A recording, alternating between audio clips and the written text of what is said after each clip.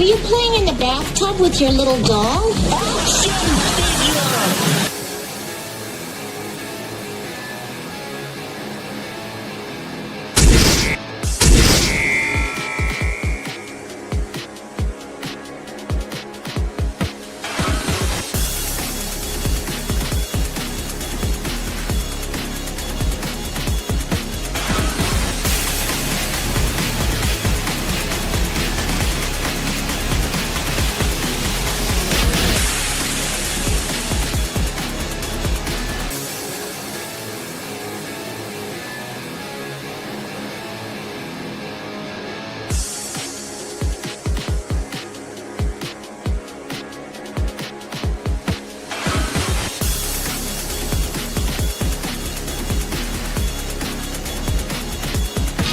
You can do it, Wonder Wheel.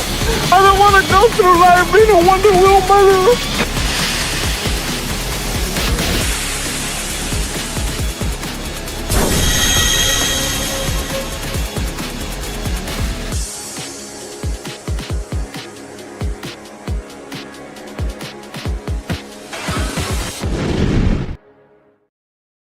Hey everybody, what's going on? And welcome back to another Collectible Past. Here we go, the toys that make you go, Toys that make you go, Well, I'm going to have a little bit of fun today talking about some oddball franchises like I so often do when I'm digging into the old school history of some of these toys by bygone eras that so many of us may remember, or maybe some of us have absolutely forgotten.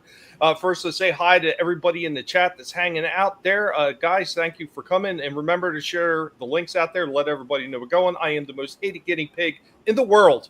Not just online anymore. I've got the whole world in my paws. But first one in the house was Superfan Adam Shawhand. Where you at? Where you at, Wiener Man? Chaos Boy. Next one in the house was up Chaos. Saying hi to Chaos in the chat as well. We also have Gap After Dark. He's hanging out here too. What's up, pigs? Keely Chow also hanging out in the chat. What's up, Keely Chow?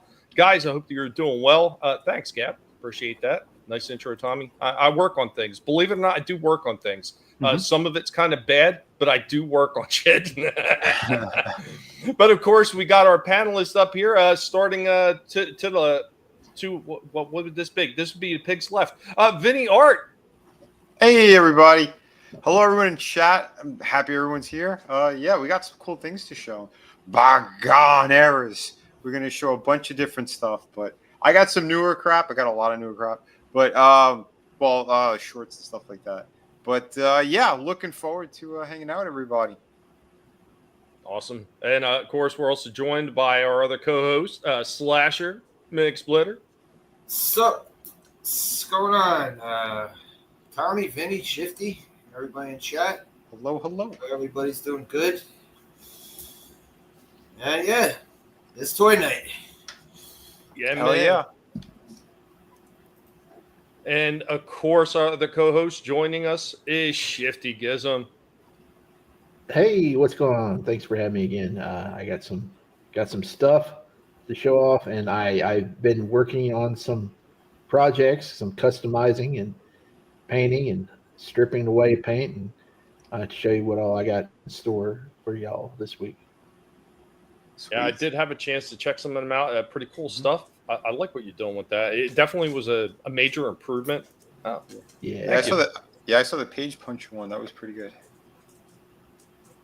I do have a knack for that, Chaos. I do have a knack for getting the right people angry. Obviously, YouTube still hates me after all these years, and I haven't even done nothing yet. But guys, let's get into it. Let's start having some fun, and let's start talking toys. I want to know. I want to know how the rest of the world hates you. What did you do to them? I don't know. It's like every platform that I use, like every app seems to have issues. Like, I don't care if it's a bank, whatever. Like, everything is a problem now anymore. You know what I think it is? I think that everyone is just they're douchebags. They don't like Transformers on the other side of the world. So yeah, you have a lot of those reviews, so it pissed them off. I think it might be speciesism. Speciesism. Yeah, they absolutely hate pigs. I don't understand it. I see pig videos from all over the world, yet they still hate me anyway. It's sons of bitches. The pigs will get even, damn it. But yeah, I'm gonna kick it off with something old school, something that I'm sure a lot of you guys may know, but I bet you a lot of you are probably going to be surprised by this one. Maybe it's something you don't remember at all, or maybe it's something you've forgotten all about. But here we go. Pigs, pigs, oh pigs, take it away. How you can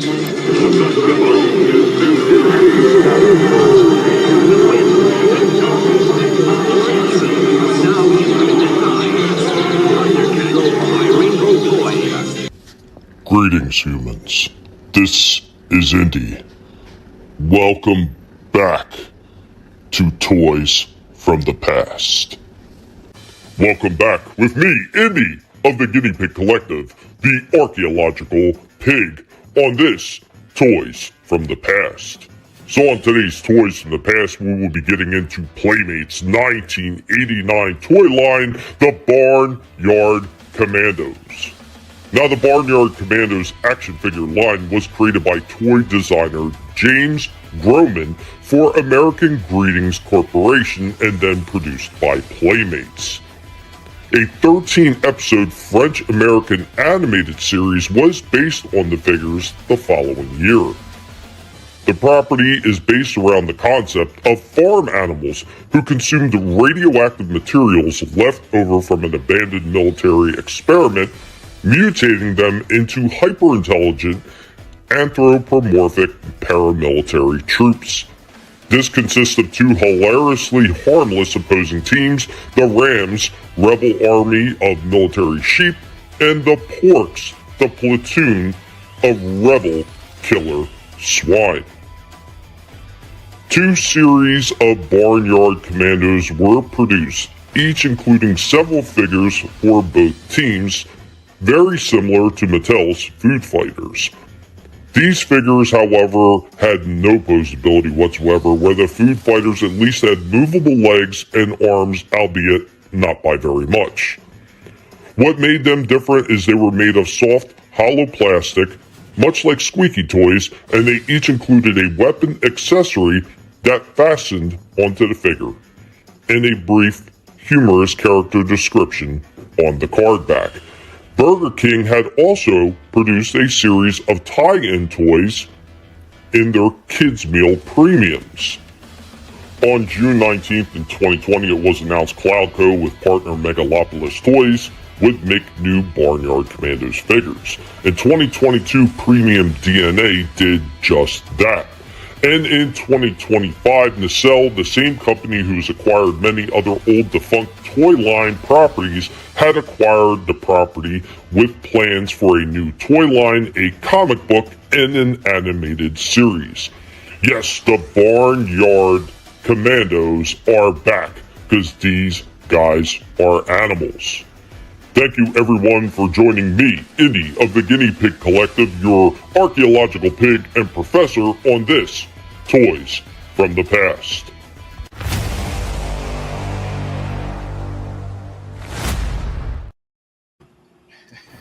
Alright. I do remember these. Yeah. But I don't remember that they had vehicles. And I thought they were later than 89. I thought these were like 90s. I had one. You I had one? Yeah, one of the sheeps. But I don't know if this was a toy line that needed to be resurrected. I don't think so either, yeah.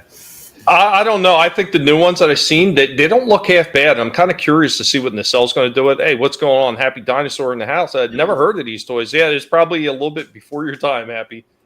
Adam, the interwebs is down. No problem, buddy. Wow. It is what it is.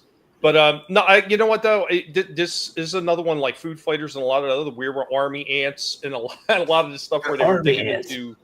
Yeah, where they were digging into shit like that. I thought this was still funny for what it was. And I don't mind that they're resurrecting. Like Street Sharks is another one, was that anthropomorphic type of look with animals and everything. I don't mind it. I think it's interesting that they're bringing it back out. The other one's like Biker Mice from Mars and the Cowboy. Yeah, Nacelle has those too. Yeah. The Cowboys. Mars, I'd like to see them back on the shelves. They had an arcade game too, but I'd like to see how well these are selling at Walmart. These Insectors, because I think the Biker Mice, they collected dust at mine, and then all of a sudden they were gone. I think they may be popping up at Ollie's pretty soon. Maybe, yeah. It was something similar with mine as well. But they had all the vehicles and everything, the motorcycles. Yeah. You know, they So eventually many of came these in. lines, I don't even remember them having vehicles. I really didn't remember vehicles. Yeah, that's crazy. Well, the biker mice. Well, the biker mice, yeah, but like Yeah. this line and friggin' what was the other one? The other one you showed another one that had vehicles. Insectoids? No, there was another one. I think it was last week. Tommy showed something that had vehicles. I was the Eagle Force figures. Yeah. So many of these things, I didn't know that they had lines of vehicles for them. No, I mean that's the thing with a lot of these lines. If you weren't on top of these lines and you weren't purchasing them or you didn't see them all the time, you probably wouldn't even remember that they had, vehicles and stuff like that. There was a lot of lines like that. They just kind of, they were in and out so damn fast. Yeah, they were in and out so fast. Like Food Fighters, like I had no clue that they had a big refrigerator, like play set for the Food Fighters. I had no clue about that. I remember like the egg carton, like Attack Tank or whatever the hell it was. And a few that of other those one things. you showed last week too. What were those robots? The little robots that were kind of like battle beasts. Oh. I didn't know they had vehicles. The ones that Micro Machines made that you showed last week, Tommy. Yeah. God, what the hell Z-Bots? was that one? Was it Z-Bots? The Z-Bots. Yeah, the Z-Bots. Yeah, that was another one. I had no idea they made vehicles. Man, somebody needs to bring StarCom back. Yeah, like I said, I've said it over and over again. Like, all these toys being rejuvenated right now at this time, because let's be honest, the toy companies they're dead when it comes to new ideas. Yeah, they haven't come up with a fresh new idea that has caught on in probably over 10 years at this point. Yep. So they're doing the only thing they know how to do at this point. Let's look back to what sold and what worked. I mean, that's why you see companies like Playmates re-releasing classic Turtles, the Voltron set that they did for the 40th anniversary. You're seeing stuff like that constantly now because they're seeing that these things actually sell. Like as far as those classic Turtles, other than a few vehicles and like one play set, I have not seen jack shit for the new classic Turtles in any of the stores. They've been selling out so damn quick. Like every time they're in, they're gone. Well, we're the people that's buying it because the kids ain't buying it. They're buying toys now, so everything's marketed to us. Yeah, there's still kids getting toys. I mean, there's another discussion we've had. It's not like it used to be back in the day where it was nothing but kids going into the toy aisles or going into the toy stores like Toys R Us and Kitty City and KB Toys and all those great places. You're getting more of the adult collectors now. But there still are a certain amount of kids that are going to these toys. I mean, I've seen it myself in some of these stores, whether it was Target or Walmart or wherever the hell it was. I've seen kids in the aisles with their parents asking for stuff. I always tell the story about the Transformers, where they did that Shockwave during what was that? Was that Earthrise? I think they had the Earthrise Shockwave out. And I picked it up. I had already bought it a while ago, but I just picked the box up anyway. I'll sometimes do that. Even when I have, I'll pick it up and look at it again anyway. I'm like, and I go to put it down. And this younger kid, he couldn't have been no more than maybe 7 or 8, he snagged it. Mom, please, can I have Shockwave?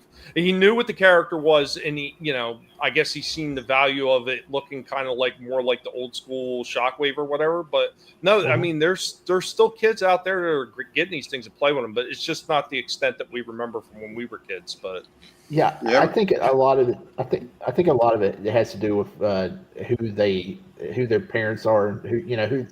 There's got to be somebody that gets them into it because so many kids are just into like video games now, and I think it's a generational thing, like Generation X versus Generation Y or the millennials. I think us old school fans, we probably pushed our kids or into that direction with the toys and stuff, get them interested in it, while the others are just on their phones and stuff and into the video games. So every time that I'm in like Targets or something, I rarely see kids in the aisle. You'll hear them screaming. They might run through.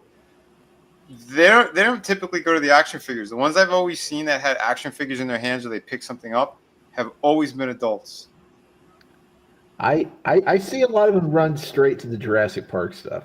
Dinosaurs are still hot. They'll always be popular. Yeah, there's still a handful of really kiddie lines that I have seen children around. but like the action figure stuff, the things that look like more detailed, not typically. So that's interesting.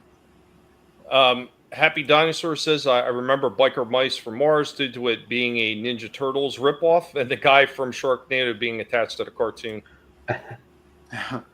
Everything was a Ninja Turtles ripoff at one point. They had a really good Super Nintendo game. It was like this. It was kind of like rock and roll racing, but I think there was some combat elements to it. Which one? Biker Mice from Mars? Yeah, it was made by Konami, I think. I'll have to check it out. Watch your language. Yeah, I hear you, Adam.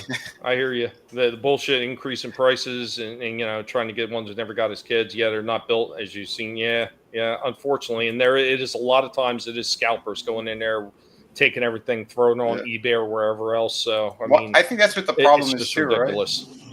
I think that's what part of that problem is. Is like, yeah, if there are barely any figures hanging on the pegs, and let's say there's like, I don't know, like the 2 or 3 towards that don't really sell, and a kid comes by an aisle, they're going to be more geared towards, I don't know, like the Ninja Turtles that are fully stocked all the time, or like the more kiddie versions of like the Marvel stuff.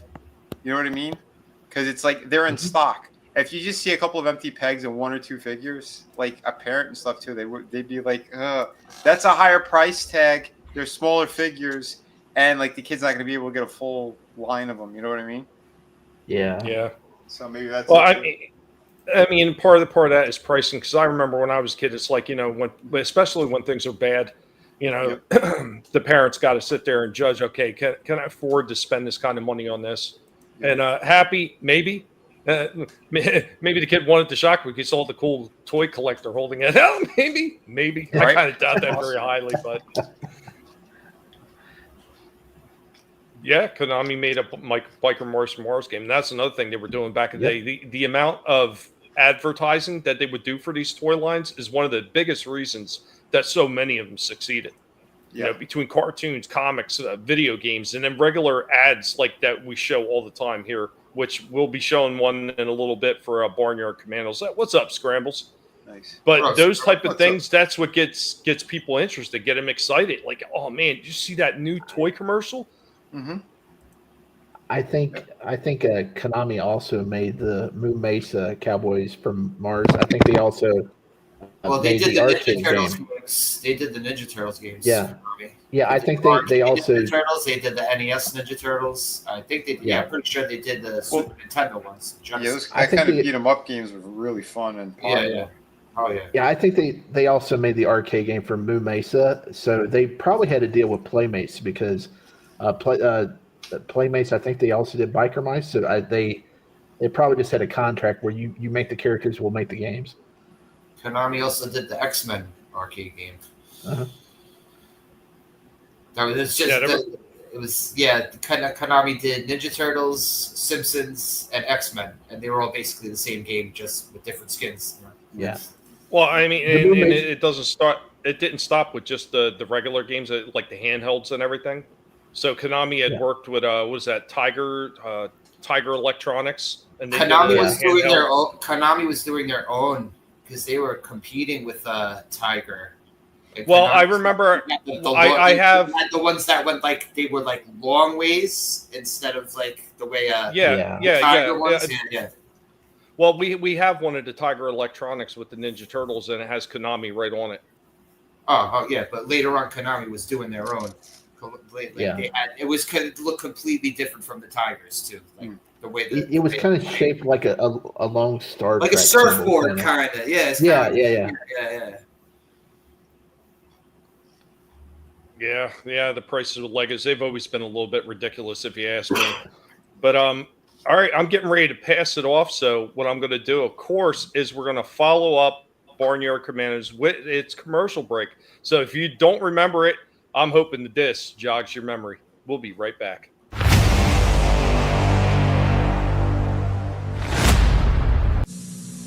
After these messages, we'll be right back. Rams are on the move, led by Major Liger Mutton, a ram of great vision. And Commodore Fleet Cardigan. Rams, follow me! listen. It's here, the Ram. Sergeant Wooly Pullover. Have a nice day, Barnyard Commando from Playmate. Barnyard Commando! The porks are on the move, always ready to provoke their sheepish opponents. There's Private Cider Bacon. There is a difference between fry and saute. Sergeant Shoat and Sweet. Come on, you guys. We'll be late for canasta. Captain Tusker Chitlins. Now, what is that? 2 torpedoes at 3 o'clock? And General Hamfat Lardo. Who's covering the flank? Barnyard Commando from Playmate. They're each trying to get the upper hoof in their never-ending battle for truth, justice, and American hay. The ram tank is equipped to put the porks on the lamb. These sheep are on a roll with special anti-swine weaponry and pig-pushing crash plates. But the pigs have their own secret weapon, the porkapult, able to launch the porks into battle, equipped with wall-seeking radar and ram-slamming machine gun. These guys are animals! Barnyard Commandos from Playmates! Now, back to our program. Porkapult. They are pretty cool, man. I like the jingle. Barnyard Commandos. I like that. The animation looks sort of like Heathcliff. I wonder if that was the same studio. Well, it said France, right? They did it with France. Huh. That's what I thought I heard Tommy say before. Yeah. It was a cartoon. Yeah, but with the American France. But yeah, you're right. It had like that kind of. Yeah, these were the, because you were right, Tommy. You're right, because they were doing Konami games for the Tigers because they had Castlevania. Right. That's the exact same one. Okay, that's the exact same one I have. This isn't Tiger. This is straight up Konami. Yeah. The Tiger. Well, it says Tiger Electronics on it. The Tiger ones were. Let me see. I just think the Konami games they made like that. For Tiger made those to look like because it's like they were only doing like the ones that Konami. These were the Tigers. Yeah, these shitty ones. It doesn't really matter. They were all crap. Yeah, they were all the same game. You see this X-Men game? Yeah. There was a Full House game too with this. It was basically the same fucking game. That's hilarious. I wasted money on several of those, and I was like, man, I should have just bought a Nintendo game. I don't know what the hell company. Oh, Tiger started changing the shape of them? Yeah. Oh, shit. Kind of looks like an old school Nintendo 64 controller. This one, right? The green one? Yeah. Yeah, it does. Yeah. I'm sure I'm sure somebody is going to put like a Bluetooth in those things and then hack someone's car. But like I think like a couple of years after Tiger came out, Konami started doing these ones, and they were just same shit. Well, they still have like these kind of single handheld things. I've seen them in GameStop with the same type of shitty graphics. Well, they have more like the little arcade ones, like Pac-Man and Street Fighter, and they got a couple of things like that. For the price of 2 of these, a parent could have got like a decent Nintendo game for their kids. Yeah, basically, yeah. But Konami was just doing this for all the games that they had, like, like Turtles, Bucky O'Hare, Contra. Mm-hmm. They were doing that shit for their own games. Tiger would take anything. Yeah. Tiger would take any fucking thing and make a game out of it. Yeah, well, like you said, it's the same thing. You just change the background and the sprites. Yeah. And it's the same game. Basically. Happy says Konami made Ninja Turtle consoles games until the Nintendo Wii, if he remembers correctly. Holy crap. Yeah, I didn't know they did it for that long. But it's crazy. Well, bust out the banner, my friends. Uh-oh. Oh, no. You'll need that banner all night. So we got a couple of. I didn't buy this crap, but I was showing people because I know there are fans of the new 52 Jim Lee design, and that's what this guy is.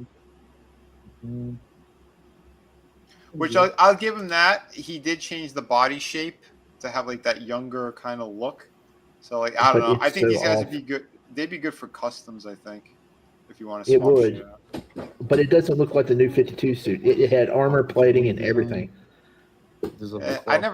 Me personally, I never liked it. Pretty good. But it's gold. He's in It's gold Target, by label the way. shit, and they're at He was Target. looking- So if anyone's looking for them, These are on NCAL. there's a bunch of crap. I saw other gold labels that really I don't care about. It's like the new Superman, who looks like he just crawled out of something's butt because he's covered in filth. I don't know what they did, Yeah. dirt or something It's else. battle damage.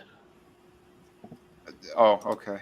I don't know. The trail, everything about it, like he looks like he's beat up throughout the entire movie anyway, so it's not hopeful. But I did have something really cool I'll show you guys, and I know everyone they've already shown this figure, but this is my full review, and I did the infamous head swap. So let me show you this. Head swap. Here's the best Superman. This is Vinnie Art, formerly designer of McFarlane Toys and a comic book creator. And I wanted to show you guys the digital Superman. Again, he's not easy to get a hold of. GameStop did have him for a short time. Good luck in your stores if you can find them. Really cool looking one. We know this body before, I've seen it a million times, so I'm just going to do a quick review on him. But yeah, looking forward to opening up this guy because this is your classic Superman from the 70s, 80s, and early 90s. It's the only thing that I think they could have done better is the deco. I know a lot of people don't really mind it, but I don't like the black trim around it. It's the only thing that really bothers me there. I do like he has some blue in the hair, kind of show like the comic book version of him. But again, everything else is pretty great. I think they made the diaphragm joint a little bit better than that animated one. Like this one feels a lot better for the diaphragm, but other than that, it's pretty much the same. But I do like the colors a lot on this on his suit, and he does have the S on the back, so that's pretty awesome. Like I said, I reviewed the Superman figures with the same exact body multiple times. Articulation is really great on this thing. Doesn't come with much. He should have came with the flight stand. This is one from a different McFarlane box. He comes with just the alternate pair of hands that we've seen before, the flying ones, and he comes with the digital McFarlane base. Like, why would you put that on the base itself? Yeah, that's so stupid. It's so stupid. And he does come with the card and the scratch off one apparently to get the NFT digital. I don't know. It's just a weird scam. There's no reason for this figure to be more expensive than the other ones, but there's really no reason for that. He should be like 22 like the other ones. But yeah, milking the fans as always. Way to go, Todd. Here's how he looks with the Christopher Reeve Superman. And it is the same plastic, so that blue is great. The red's great. The thing that is off is the skin color. If you want to do a head swap, it might not work. I'll give it a shot for you guys. Because if you want a Super Jack Christopher Reeve, the only problem is the skin color doesn't really match. His face looks more tan than his neck, but you could swap out the hands as well, which I did. So if you want the slightly smaller hands for the more realistic proportions, you could do that. Maybe on a shelf you won't notice it as much, but yeah, not too bad. Up, and away. Yeah, with the right lighting, that looks pretty damn good, actually. Hello, everyone. This is Vinnie. So yeah, we got the designer of McFarlane Toys, the Super Jack Superman, the Christopher Reeve. So if you guys want that, you could do it. Like I said, it's a little bit harder to see because of the viewfinder and everything, but in person, you'll see the difference between the skin color. I think especially when I showed like the wrist, you see like this hand looks a lot more tan than the wrist peg itself. Yeah. But like I said, if you put it on a shelf and you have the right lighting, it might still be okay. So have any of the Tord Supermans had like a heat vision effect? Like yeah. The alternate Christopher Reeve. The drunk really? One, the drunk one, yeah. It's this head. Shit. It's this same exact head, but the eyes are like lit up red. But he didn't put the effect in there. Yeah, they had like the beams coming at her. Right, like Homelander from NECA, they did that. They have the removable. Oh, that's dope. And it's fantastic. I reviewed him a long time ago. That was amazing. What's going on, Steve? Good to see you. What's up, Steve? How you doing, man? Yo. The Hush, the evil Hush has red eyes, and one of the faceplates on the new Superman from the new movie has red eyes. Okay, but he never did the light effect, like it plugs in. That's the thing that sucks. Because even DC Direct, they've done that. I have a Supergirl where she comes with something like that. I haven't seen Yeah, it for they a while. have Like, Cyclops figures that does it all the time. So Yeah, I bet you they snap if you just look at it wrong, right? Actually, no. Like the NECA one, it's pretty durable. But okay. Yeah, and the DC Direct one was pretty good too. Well, the one that they're doing for that, is it the same as they're doing for the Predators with that blast effect from the cannon? What do you mean? You said they did a NECA Homelander with the Vision. Yeah. Pretty much it's the same type of plastic and everything as durable as the blast effects? The blast effects, they're the ones on the Predator ones. Those are more like they're stocky and thicker. These, because it's the long beams, it's maybe 2.5 to 3 inches. It comes out the beams, and he has like so on either end, like they're connected like that. So like you could see like the two lines, but they meet at the ends and they meet where they plug into the eye. You know. So I reviewed it a while ago on the channel. The Homelander. He's like 7 inches. He was one of the ultimate ones. But yeah, I'm not remembering the I beams for some reason. I don't. Yeah, I'm blanking on the I beams. Yeah, it's been a minute since I did it, and he's not handy right now. But I can look it up later if you guys want to see. If you could paint the neck on that figure you customized there, he would look perfect. Yeah, if you did like a little wash or something, but you know, for as much as that thing is, and if I ever come across another one, yeah, that's a possibility. Because I kind of do like the thicker looking body for Reeve, like it works. I don't know, because at first I was it's a little silly, and then I was posing around like actually it looks really good. The only problem is, I mean, you may, if you could like touch up the face instead, that may be the way to go, because trying to get the cape out of the way when you're painting, that may be a hassle there. So you have to figure out which way you want to do that.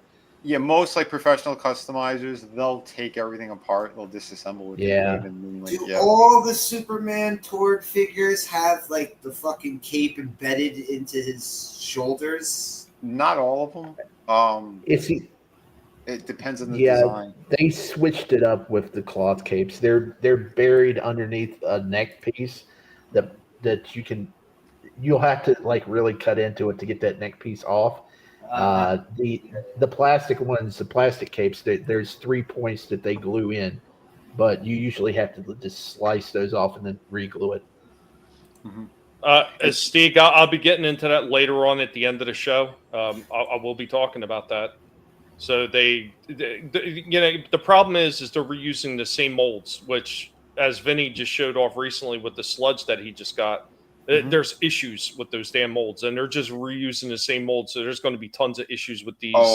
Is it like an updated new paint jobs? Well, yeah, we'll get it at the end of the show. I got a bunch of stuff prepared for it, at the end of the show when we go over everything that's coming out and everything. So, if you want to hear about that and our thoughts and opinions on it, I got an assload of Transformers stuff because Hasbro had a big drop just yesterday or day before. I do have a Transformers review. I don't know when you want to see it, but I do have one. No, it's whenever you want to do it tonight. I got a few more things in the bullpen. As much as I could get done because of my issues. All right, I'll show this one, and then we'll go to other people, and then I'll come back later with some stuff. But I didn't even realize that they made this. The Ghost is Shushima there, the main character, which this was really cool to find out that they got them in these stores. I didn't get them because I bought something else that day, but maybe next month I'll pick one because they had a lot. Oh, that's the set I want right there. Oh, the Last of Us set. Last of Us, yeah. They had the Kratos, but I'm not getting this because I have the NECA one, and he's like a little bit taller, and I think he's a lot more detailed than this guy is. Man, they don't have those at my GameStop. Yeah, this wasn't by the regular figures. This was over on the side, like near some of the PlayStation games and and the Wii stuff. It was like above on the wall. So Yeah, and it that was just Aloy like the figure. one row. That Aloy figure is so good. What's up, Johnny? Yeah, that's a pretty cool. Yeah, what's going on? Johnny Lawrence in the house. What's up, man? What's up, Johnny? But yeah, this does look pretty good, and it is from the first game. Yeah. So, but yeah, I mean, at $50, that ain't too bad. But I don't know the quality of this particular company, the Sony one here, and I don't know who they were working with in order to make these. But yeah, I was tempted with the Ghost. So, like I said, I might eventually get this guy at some point, as long as he's still in stock. But maybe I'll check out a review or two online. But yeah, they look pretty good. They're a little shiny looking. I think the paint should be a little more dull on some of this stuff. But other than that, these look pretty nice. So, yeah, I would have picked up that last I was sent yesterday because I was in there if I had saw it. But my GameStop started selling Street Fighter figures, so I went kind of crazy on those. So. Oh, nice. Oh, how many did they have there by you? They had Guile, they had Cammy, they had Dalzim, they had M. Bison, they had Ryu. Yeah, but supposedly they're not going to have them long because the manager said that GameStop did not reach an agreement with Jada Toys to keep selling them. It was just a trial basis. So if you see them, that's what they got. They're not going to get any more. Oh, okay. That's interesting. There's still a few of them I want to pick up, and my targets, while they've had a few, they haven't had as many as they've had in the past. So, I mean, basically, I'm seeing Chun-Li, I'm seeing Dalcium, and I'm seeing DJ over and over again. A lot of the other ones I'm not spotting anymore like I used to. So, if you see Amazon, DJ on sale, I might be tempted if he's Amazon. Go to Amazon. They're usually like you can get them for like $23. Okay, neat. The Guile figure, the alternate one where he's in blue. I've never seen that, but if I do happen to see that in stores, I'd probably get it because I have the green one and it's fantastic. But I always like the player 2 for him. I thought the blue looked better. But yeah, here's Shifty's. He's got one here, so let's play this. Back with a weekly pickup video, and I got a bunch of Supermans to show off. First off, if you didn't catch my video from the other day, here's the Christopher Reeve Page Punchers figure. I stripped all the comic book shading off of there. You can check out my full video. I had a couple of issues, but it turned out pretty well. There's that. But this leads into one of my pickups. I got 2 Supermans for $24 basically because I had a little bit of Amazon credit, but yeah, I got this ugly son of a gun. I'm going to do the same thing with him. I'm going to get rid of all that ugly cell shading. He's got a great body buck on him. I just got to figure out what to do about the emblem because it's also cell shaded and it's crooked as hell. I don't know if I'll get a water slide decal to put on there, or maybe try to get some paint pens, fine point paint pens, and just try to draw. What's going on with his jaw too? He looks like that one what guy. What the problem is, it has a short neck peg, and it's pushing the jaw out. If I get a long neck peg and then heat the head up and push in on the jaw and then put it in cold water, yeah, and it'll look so much better. Because I did that when I was disassembling them, but once you snap it down, the neck peg's too short. And it's pushing it out. What is it with Tord doing this shit with the Superman figures where it looks like he's wearing orange lipstick? What is this? Yeah, I can't get that off. I cannot get that off. But this this ain't the only Superman figure that he's put out that I've seen him do this to. Because I saw this up close. This is in one of my local comic store. It's in there, and I looked at it, and I was like, "This is fucking. I don't know what the fuck." I got to touch that up with some paint. If you can't get it off, you just get a little bit more paint on his face. Get some rouge on there. Well, no. Swap out his legs with Wonder Woman. I'm hearing a lot of bigotry towards his tuna lips. This is not cool. All right, we'll play the rest of this. All it on there? I don't know. Yeah, it's a terrible figure that I think can be saved. I've seen people strip the It's so shading off awful. I and had to make get it it. Wait, this is the same body as the previous ones, right? Yeah, it's the new. It's the one I just cartoon Fleischer. Yeah, Yeah, okay. that's what I want to try to do. Also, it's got a cloth cape, but supposedly there's no wire in there. So what There the F is. toward? There is. Okay. Also got let's see, this is what started the order. You got a Hush figure, right? These things sell for like $40 or $50 on Amazon. They sell for around 35 to 40 on eBay, but these usually sell for a high price on Amazon. I woke up to take a piss one night, and I just happened to check Amazon, and some third party seller was selling it for $20. $20 for free. It qualifies for the Amazon free shipping with a $35 order. Yeah, so that was a huge discount for $20. So I paired that up with the ugly cell shaded figure and had a little bit of credit, so it knocked it down to like $24 for those two figures. So yeah, hey, this is one of those figures I'm going to customize. And if you didn't see the video from a few weeks back, I have the alternate, the evil version. So I have both of them now. I'll have two Hush suits to play around with. It's weird. This is the cheaper one. It comes with a flight stand. The one that's sought after and it's a little bit more expensive on eBay. No flight stand. What they have toward? Classic toward. Yeah, I got a picture. Let me throw it up here. Let's see. I took a better picture of that Christopher Reeve figure after I stripped all the paint. Come on, it's loading. Yeah, Steve. I think the guys were talking about a lot of them last week. A lot of the new GI Joes that they were releasing. Yeah. There's the picture. Yeah, I got now the biggest issue. Yeah, I went back over it this morning. I took a little bit more of the black around the bottom of the emblem because I was really hesitant to do that because I didn't want to mess up the logo. But here's an issue. For some reason, the plastic right below the logo is very susceptible to being damaged by acetone. If you don't get it off, it's super quick. It'll start like peeling. It'll start turning white.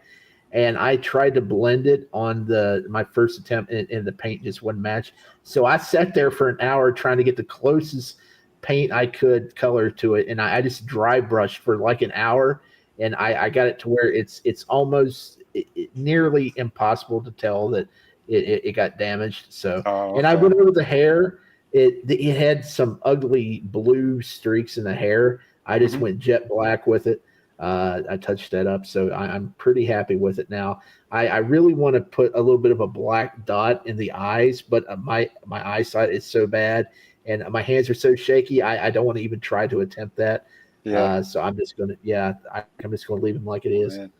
So wait, you use like nail polish remover, or what was the thing you used? Yeah, well, see, some people told me to use. I had used 100% acetone to get everything off, right? But then somebody told me, well, if you use the stuff with 100% acetone, it's going to eat into the plastic. So I bought some with no acetone. That stuff doesn't work worth a darn. You got to scrub and try to get it. Doesn't just work as you need acetone. But if you see it starting to damage, you need to back off because there are some spots on the right leg. There are some spots that started popping up, and I said, "Uh-oh!" So I just backed off, and I didn't try to take any more off because it will eat into the plastic if you don't watch. So what do? You just wiped it off, or you use something else to make sure that? Well, no, I just use a Q-tip and I go over it, and you got to work with it real fast, and then you use to take a tissue and just wipe it off, just make sure it's dry, and you just keep going on to every spot you see, and it's not that hard at all. I'm going to try to do this to the battle damaged Dark Knight Returns the Batman that came with the Bruce Wayne head. Take all that battle damage off. The only thing you can't remove is the claw marks in the emblem. You have to go over that with paint, because the plastic they used on the logo can't be you can't remove the paint on that. So I'm going to work on that next. And also the Dark Knight Returns Superman, they didn't paint the belt loops, but they painted the yellow over the red plastic. So all you got to do is just take some acetone and go over the belt loops, and that'll fix that one right up. So I'm going to have to customize those figures next. Nice. Awesome. Well, What's going on, Angela Straven? What's up, What's man? up, buddy? And, real quick, Johnny. Yeah, do you have that one, Shifty? Yeah, I didn't get it, but Vinnie did. I have them. Vinnie I has have them. them. Vinnie has Yeah.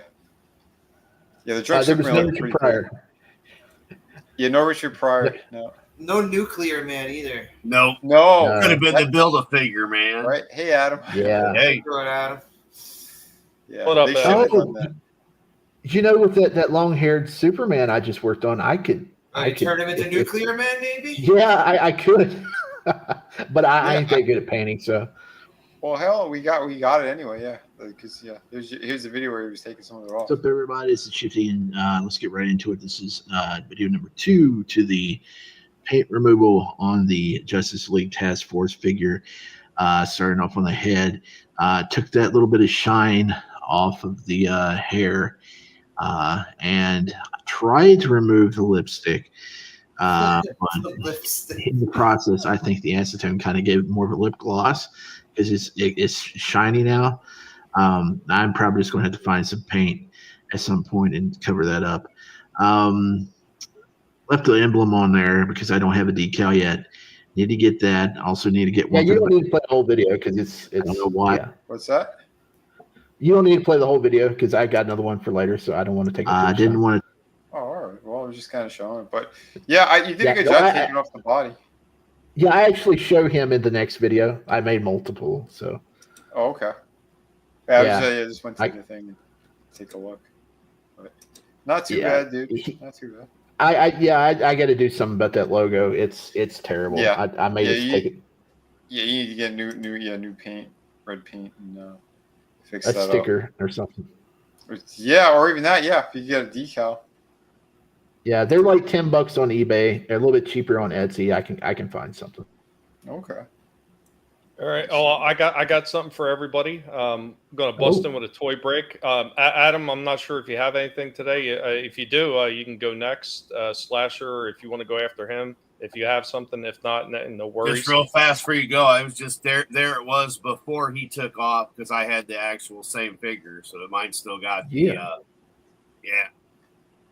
nice shadowing. If you ever want to customize them, it's easy to do. Yeah, you saw him do it. Yeah. Yep. It can be done. All right, guys, here we go with a toy break. This is a special toy break, specially prepared by the pig himself. So I hope you enjoy this one. I want to see how many people freak out when they see what I did. Uh-oh.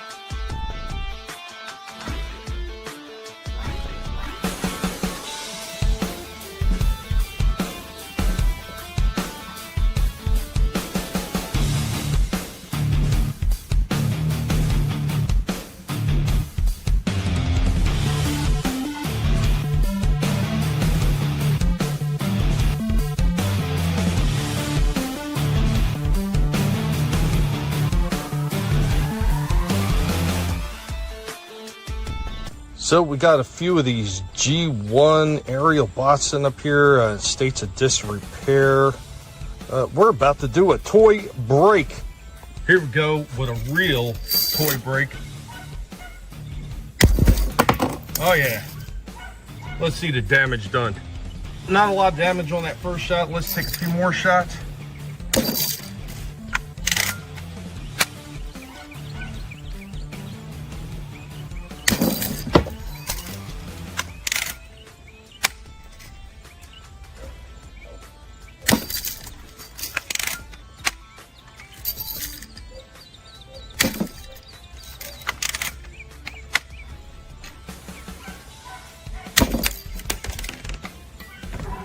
all winter shots. Oh, we got one more in here. We can see a few of the arms got blown off. Tail got knocked off of this guy, but no real discernible damage, like major damage. So we're going to take this a step further. So we got something a little bit more powerful this time. The model 1377. Big old clunky thing. This one actually hits a lot harder, so let's check this out.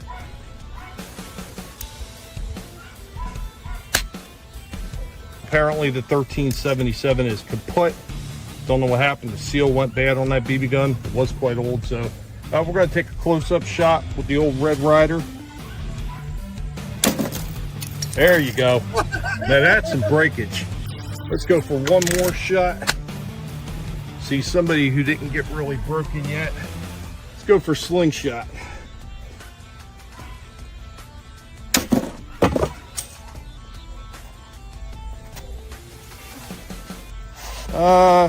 Bent the wing up a bit. Definitely bent the wing up a bit. Almost broke it off. Snapped it a little bit, but yeah, there we go. And that's your toy break. Legit. Legit.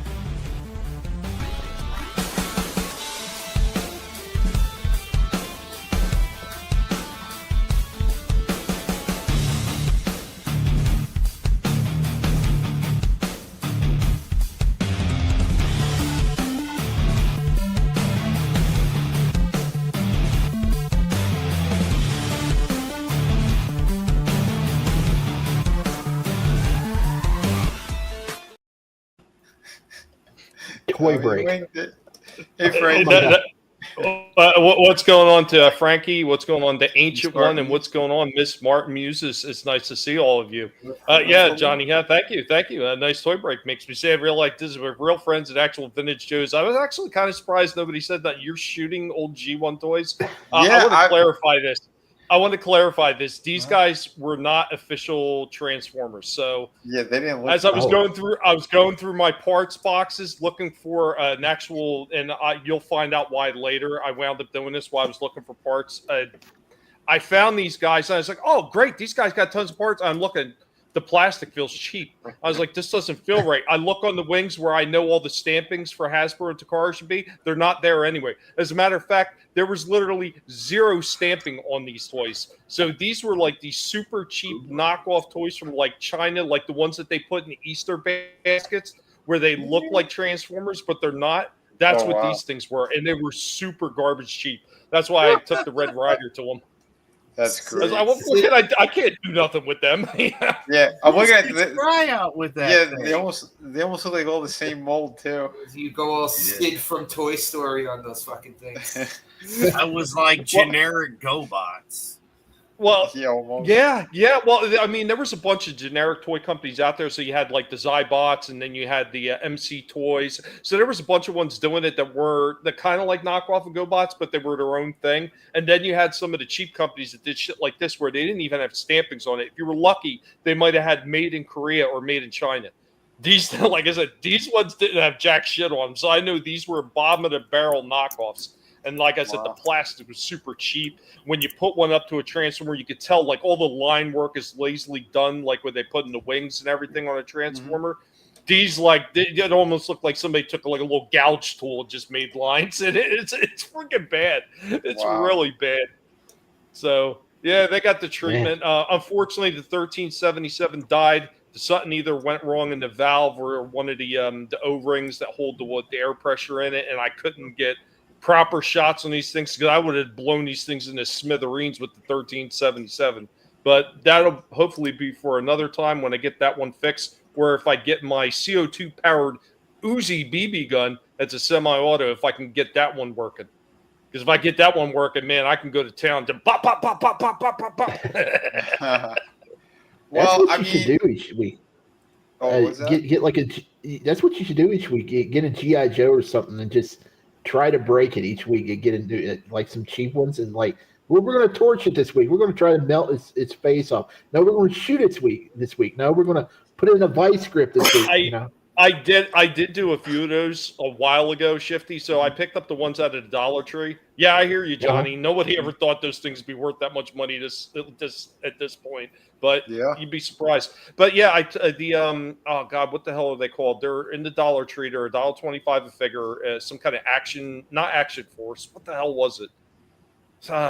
You know the ones I'm talking about, Vinnie. The ones that Trina said she liked, and they had a comic book for 'em. Yeah. I don't remember the name of them. I think but Pete has a couple of them. I picked up a few of those and took them out there. Then I also picked up this cheap Ollie's Bumblebee. So the head was sticking up on this thing the whole time, and it does almost like an auto transform when you move the arms. The arms came out, and then the inside head came up or something like that. It was weird. It was kind of a neat toy, but it was super dirt cheap. So that was another one I took the BB guns to. And man, I blew that fucking thing to smithereens too. Took his head off and everything. Well, all this Transformers talk, Tommy, I did it. I wasn't going to do it, but I did it. Segway. Yeah. I'm like, well, I have to, right? I got to continue this. So, I found Bone Crusher. So here's the review. Vinnie Art, formerly designer McFarlane Toys, kind of comic book creator. I got some of my stuff, Mella Art World, art.com.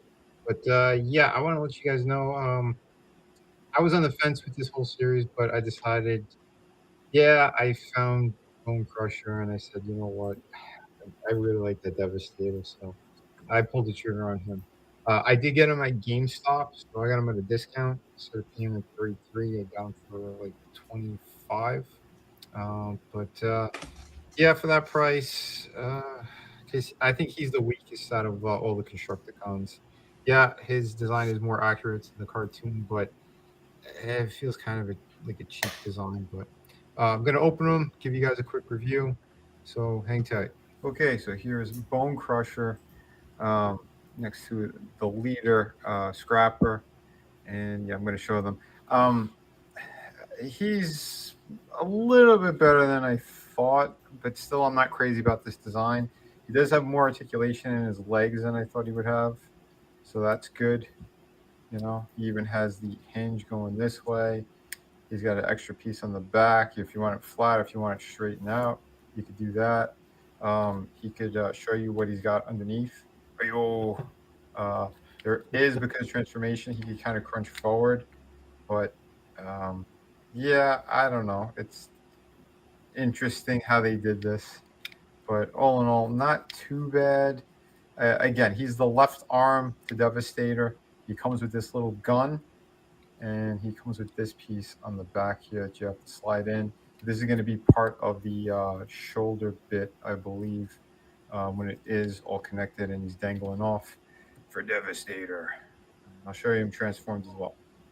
Here's Bone Crusher in his vehicle mode. Very compact. Transformation was pretty good on this. I do like that is on the inside of the shovel. He does have his Decepticon logo, which he was supposed to have, and it's not on the inside of his. But, not too bad. There are no wheels for something that's supposed to be a little more on the expensive side. That kind of pissed me off. And it should have some kind of paint applications or something extra on those tires as well. But other than that, it's pretty good. So there you have it. That's the review on Bone Crusher. It's okay, but again, it's part of the Devastator Constructicon, so you can't really complain too much. Is what it is. But yeah, you can still drag it. There's no wheels, but you could drag. I don't know. Just being silly. Guys, remember to hit like and subscribe. And until next time, thanks for watching. So all in all, he's not terrible. It still works. So yeah, it's. I will say, as far as the paint applications, and I had to do a double take too when it came to not only the original G1 one, but also the cartoons. That's actually dead on accurate to not only the 86 movie, but the toy, because the toy was the exact same way. The only one that had a different color as far as the treads was Scavenger. Gotcha. But yeah, I mean, I am looking forward to Devastator because the next set is going to be a very, very, very painful one. But the Superior one looks really nice. Superior. The Oh Superion yeah. one, the aerial bots. It looks Yeah. nice. I mean, I know you said those figures look a little short, but I've seen, and that's going to be something I saved for later. We're going to see some of the ones that are just dropping, and man, whew, Well, that's because they the look leader nice. of it, the Concord one, the main body. I forgot that it's like Menosaur, that it's that's the majority of the body. So then the aerial bots just get kind of like pinned on basically onto the like on like the framework of the body. So like in that regard, yeah, it makes sense. But yeah, he's not one of it's just it's all too expensive, you know. So like I said, the next ones that are coming out are Hook and Long Haul there, and they're it's the main body of Devastator. So yeah, and they've already announced that the last one is going to be Mixmaster, which I'm kind of curious to see what they do with him. I mean, I'm hoping they don't screw him up. Yeah, and like I said though too, and Tommy was saying Hasbro promises are going to be easier to find. No, they're not. I found this one just sitting in GameStop. He said it just came in today. I talked to the guys. You know when you get more, and he goes stuff like that. He goes, it's like kind of like one-offs. I'm like, are you kidding me? So yeah, it might be a pain in the ass finding the main body. So we'll see. We'll see. Well, yeah. I mean, either that or you're going to be paying an arm and a leg. And, Johnny, that is a good idea. Maybe before I get the BB gun going, maybe I'll come back with a finish-up job on the fake aerial bots with M80s. Yeah. I've got a bunch of M80s sitting around, why not? Tommy, what you got to do then? You got to do like a scenario like the Decepticons just tied them up. Do a little, like a stop motion, and then tie them up with the M80, and Megatron lights the fuse. Maybe I can incorporate the old Constructicons into that scenario. Yeah, that'd be pretty cool. Right. Go for it. They would be demolition, right? Yeah. Tommy, I got a bootleg toy that's looks pretty worth destroying. I got a picture of it right here. Okay. Oh no! Look at the tagline. The furniture of law enforcement. Robert Cop. Look at the tagline on this first one. I'll be back. Robert Cop. They couldn't even get the fucking tagline. The first one, it looks like actually all of them. They look like they took those cheap wrestler bodies and just painted them.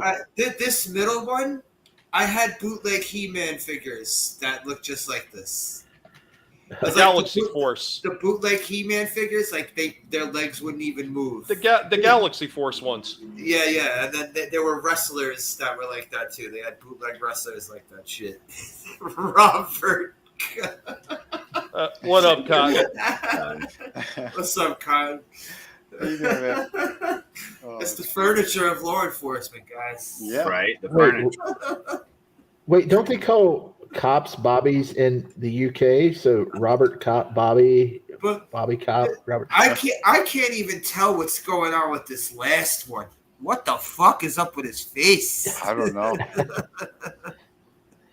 Man. Wow. That's amazing. Yeah, it is. Something you didn't think you'd ever see, right? Didn't know you wanted it until now. I would not buy that for $1. No. I'd buy it for I like 99 cents and you got it. 2 Come pennies. on, man. That was a good movie reference. I'll buy that for 50 cents. Holy shit. Do you have something, Adam? I got a little head. God damn it! This guy. So I really, really, really enjoyed this little head because it's the Frozen Joker. Oh yeah, it looks good. Yeah. So, and not only that, I also got the camera and the crowbar. Oh, nice. And he sent the hands with the pegs, not just the hands with the pegs. That's got to be complicated to get those damn pegs out. Nice. So, I'm glad you did that. So, and again, I thought it was really cool because I do have the Heath Ledger, but I ain't pulling it off the wall, yo. No. Sorry. But we do have my Cesar Romero, of course, that I had made a while back where I took this head off. Haha. and put the Heath Ledger, that looks like the original from the original 66. Yeah. And Dude, that I works. think it looks pretty freaking awesome for it being, what it is, with Shifty showing. And again, that looked really good on that Superman, bro. Yeah. And then, this is my little attempt, other than the one I made that, eventually I'll get film where he glows in the dark.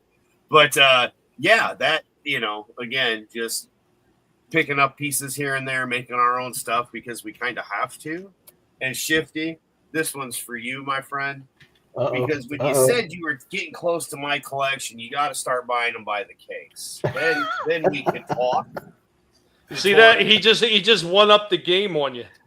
And by the way, I did, my friend. I did. Slasher, look who I got for $25, my friend. Nice. Just like Vinnie got a find, well, I got a find as well and won it on the auction. So sweet. I did end up getting it for even better than you found or me, my friend. So quite awesome. That's awesome. And I purchased my very first Blacklight series because, why not? When you get it for like $15. Oh. And I mean, of course. Oh, yeah, for 15. Yeah, right. I mean, he's already glowing. It doesn't get any better than that. I mean, it's. That's pretty sweet. Cool. So, and that whole box down there was of the same one of this, but just the normal one. But I'm not picking him up because he's over there in between all the other ones. Because, I've got the corner of, they're looking right at me, man. I mean, literally, all of them are going, come join us, come play with me. But all of my, scarecrows are right to my left. And, and it actually does come with little lights and stuff that are black that you can turn on to actually, because I've got the blue light going right now and just white. So I could kind of show off because it's been a long week and I didn't realize in like 2 days I'd get 5 tons of dirt moved. And then like today, I didn't do nothing. I didn't do nothing. I relaxed and said, this is what I'm going to do today. And a couple items actually made it. That's great. And like I said, this is the first one of these I ever got, which I thought was cool. And we have up here, which I thought was another. It's a page turner, or a page puncher. But I mean, how you're not going to get that for $5 when you got my office? Yeah. Oh, I didn't know they did smaller figures with the page punchers. Yeah, that's how they started. Yeah, this is like because I've got the Dark Knight returns, and it had the little guys too. Because they had this one on sale at Big Bad Toy Store for like $15 a while ago, and I was like, you know what? It'd be worth it getting it just because, again, with the setup and everything. And then I have this coffee cup. It's back there behind the computer, so I was like, I gotta get it. Nice. Yeah, I saw one of those page punchers of G.I. Joe. It had a Cobra Commander and another figure, and they had 2 comic books. And it was like $8 at GameStop, but I passed on it. I should have got it. Yeah. Well, I'm just looking at like comic books. Your average comic books, what, $5-6? I haven't bought anything new in forever. So other than indies, so yeah. I mean, and you get an action figure, and even the ones with the 7-inch action figures, you're still spending like $10-15. You're getting a comic and a figure for $15. Yeah. And it's a good place to start, for people, that might want to not really know a lot about comics. I did get, so I have 2 Wonder Women, and Wonder Women. I wonder why. I was gonna kind of wait till Trina was here, but since she saw the last one, and I already sent her a picture of the new one, I think. But of course, there was the Kingdom Come one, which I thought was really cool. Yeah, that did look great. But followed by it almost says Trina. My OC, I was like, that's hilarious. But this one too was pretty badass. Yeah, I haven't seen that one. That's pretty neat too. Yeah, I never seen DC Direct. So much. Yeah. Those look so much better than the one that they announced today. Did you see that one they announced today? The Wonder Woman. No, sir, I did not. Oh, check for turning out. The Gal Gadot one, and all I want is I've got Adam West, I've got Christopher Reeves. I'm waiting on Linda Carter, man, for Wonder Woman. And then I've got my trilogy, the Holy Trinity. They announced a Silver Age Wonder Woman and Steve Trevor today. It doesn't look that great, but I mean, it's nice to have another Wonder Woman in the line, though. Yeah, definitely. Is Yeah, it that's all more- I got, Tommy. Thank you, man. Like I said, it was a lot of fun, and getting that Joker that was kind of frozen. I'm thinking like putting him next to Mr. Freeze, and Mr. Freeze shot his ass. Those page something funny, because that's what this is all about. It's about having fun with friends and the things we love and enjoy sharing, and the toys we collect and the good times, the things we couldn't get before that now we can, and barely if they don't knock off their bullshit. But surprise MNFers, we had fun, right? So there you go. Yep. That's what I got for the show this week, everyone. Yeah, cool. Thank you, Adam. Thank you. Yeah, those page punchers are pretty cool. I mean, they've had a few good ones here and there. And as far as like the G.I. Joe, we talked about that. Oh, God, I forget how many months ago. Vinnie and I were talking about that, how they made a deal with Hasbro to start doing the page punchers for G.I. Joe, too. So real quick, there's a couple things here I want to catch. Johnny Lawrence said, did they make a matrix for Transformers like the one Galvatron couldn't open? Yes. So every Galvatron figure they put out, including the 86 movie one, he has the matrix on a chain that goes around his neck. So they did that in what was that? It was was that Kingdom or Earthrise?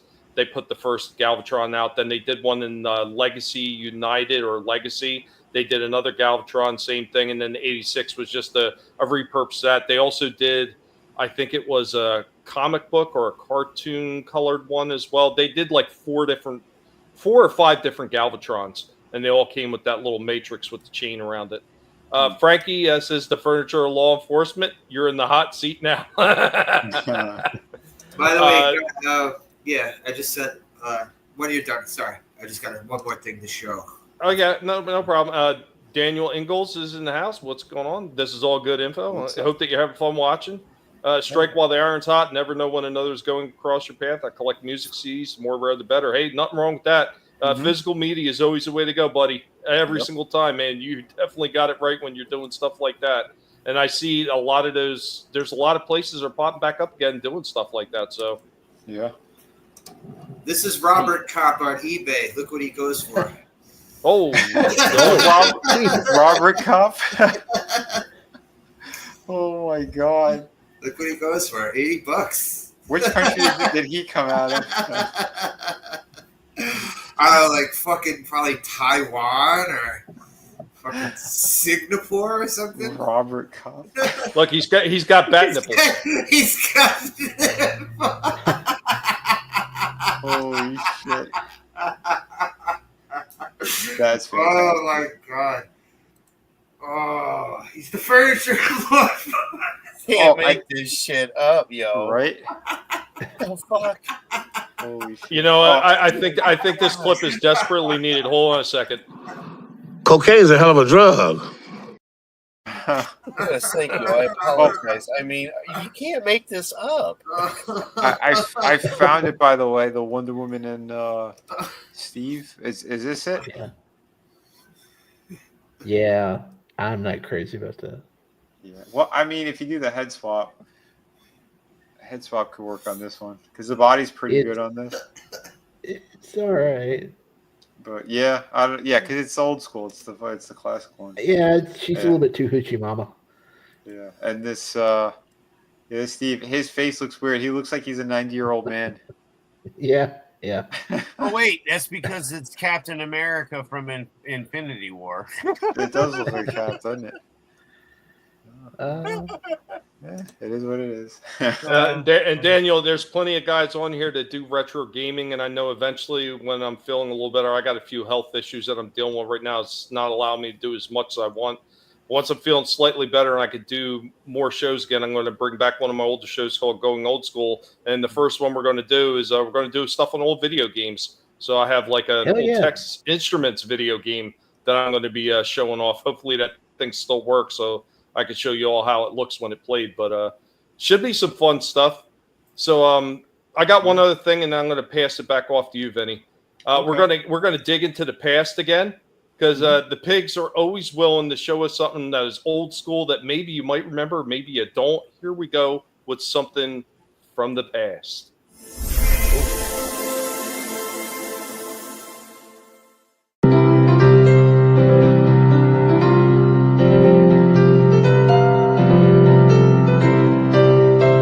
Welcome, one and all. I am your Professor Indy of the Guinea Pig Collective. And now, we are going to get into some toy history. On today's toy history lesson, we will be taking a look at another franchise. While it was not here for very long, it did leave an impact with a lot of people who absolutely loved this franchise. We are talking about Matchbox and their 1988 release of Ring Raiders. The Ring Raiders were small, 3 to 4 centimeter long plastic toy airplanes mounted on rings with a detachable display stand. The toy line had a compelling story in the way of a cartoon which had a 2-hour special that was created for it, as well as 5 30-minute specials. Now, the original 2-hour special was by Dick Enterprises, and the 1 week, 5 half-hour episodes were syndicated by Bobot Communications. Unfortunately, this series did not last long as a way of a cartoon. It started in September 16th of 89 and ended October 14th of 89. The toy line itself also did not have a lot of longevity. This one was in and out pretty quick. Some say the 2 series that they released ended in 89. Other people say that it may have extended to 1990. Everything I have seen leads to believe that it ended in 89 with the Series 2 releases. Now, the first series of these toys included the Ring Raiders such as Vector Wing, Hero Wing, and Valor Wing. And of course, on the other side, you had the Skull Squadron figures, Ambush Wing, Bandit Wing, and Vulture Wing. And in Series 2, more were added to the Ring Raiders with Rescue Wing, Freedom Wing, and Bravery Wing, while the Skull Squadron got Havoc Wing, Vicious Wing, and Rebel Wing. Along with the cartoon, there was also a comic book series launched by Fleetway Publications in mid-1989. And who were the Ring Raiders? They were representing an international air force composed of the most legendary planes and pilots throughout history. The Ring Raiders traversed time to battle against the villainous Skull Squadron. As for the toy line itself, other than being able to display these on the ring and using the little plastic base arm to position the fighter on your ring and fly it around by the ring, they did not have any kind of action or launching effect. These were just small planes that you controlled with the power of your ring. Do you guys remember Ring Raiders? Because the command is in your hands.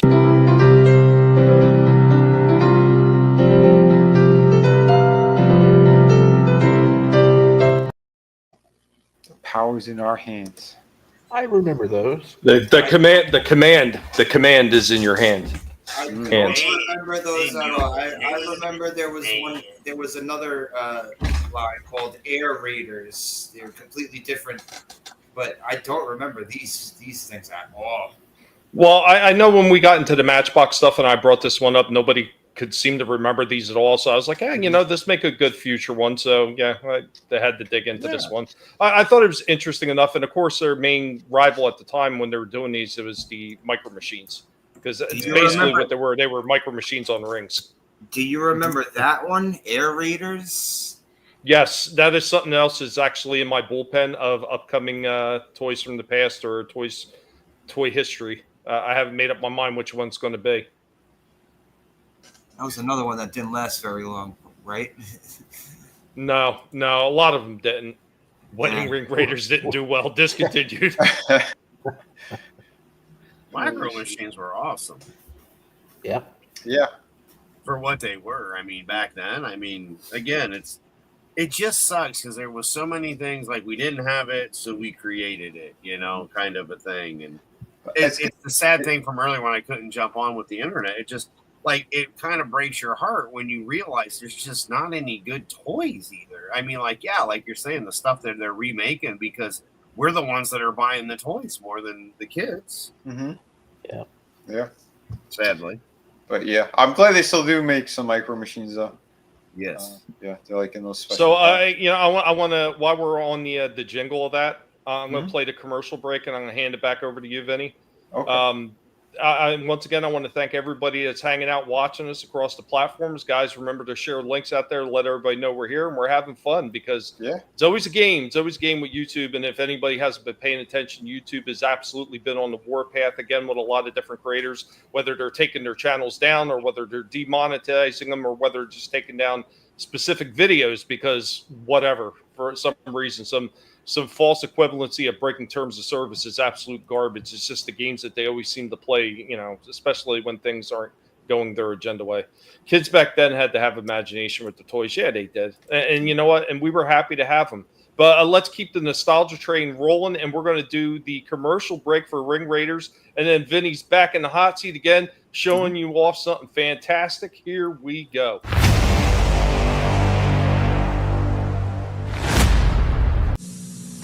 After these messages, we'll be right back.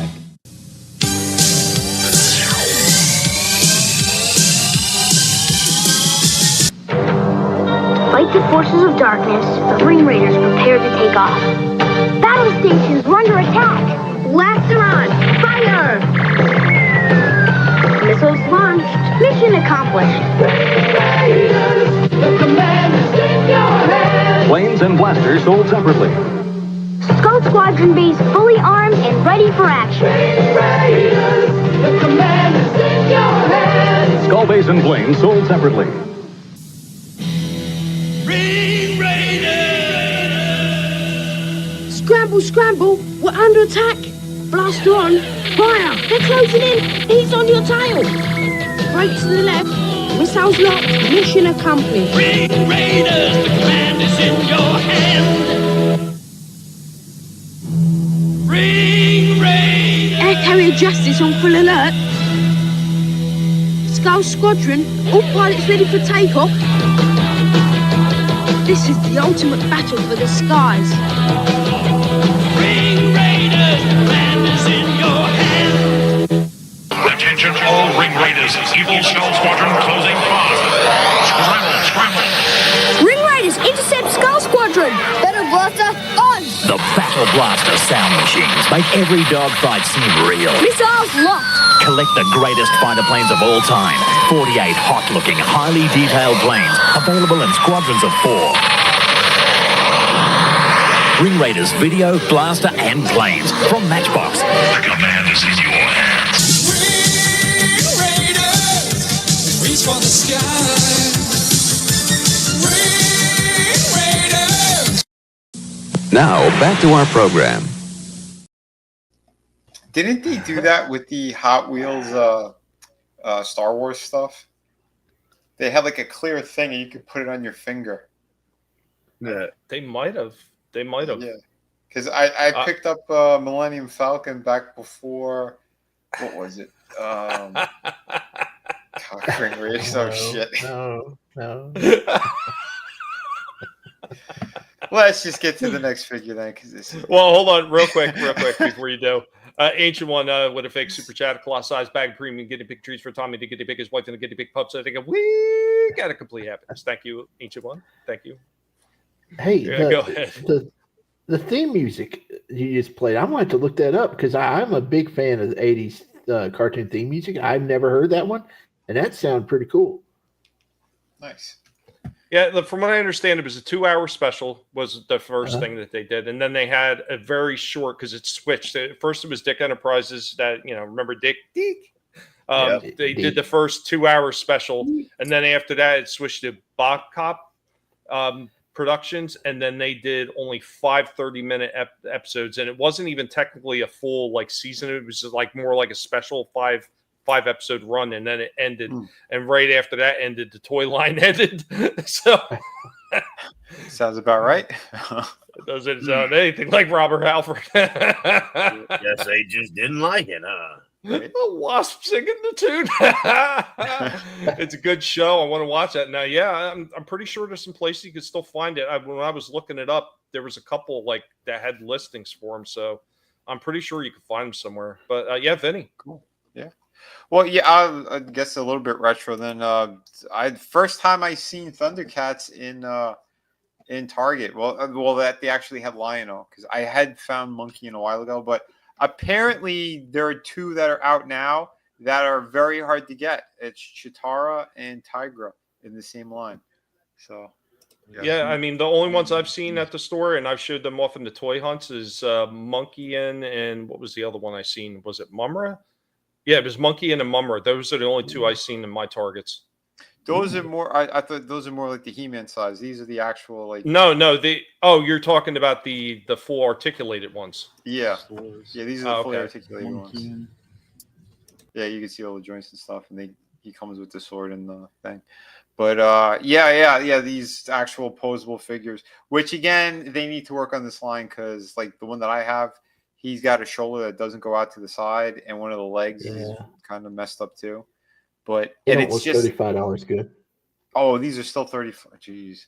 See, and that's what the problem is, you know, because Super 7 they have the ones that are like with the slip-on box and everything. I have two of them, and both of them are amazing. The joints, everything are fantastic. These newer ones, like this, looks more cartoon accurate, but again, it's the plastic they're using or whatever the manufacturing is, and there's problems. There's QC. Is that the same one that I sent you? Yep. Yeah, the one I found on my targets. Yeah, because they once again it was for that line, the articulated. I'd seen Lion-O, Monkey, and who was the other one? There was one other. There was three different ones. I think it was Jackalman that I'd seen in my targets. I don't think they.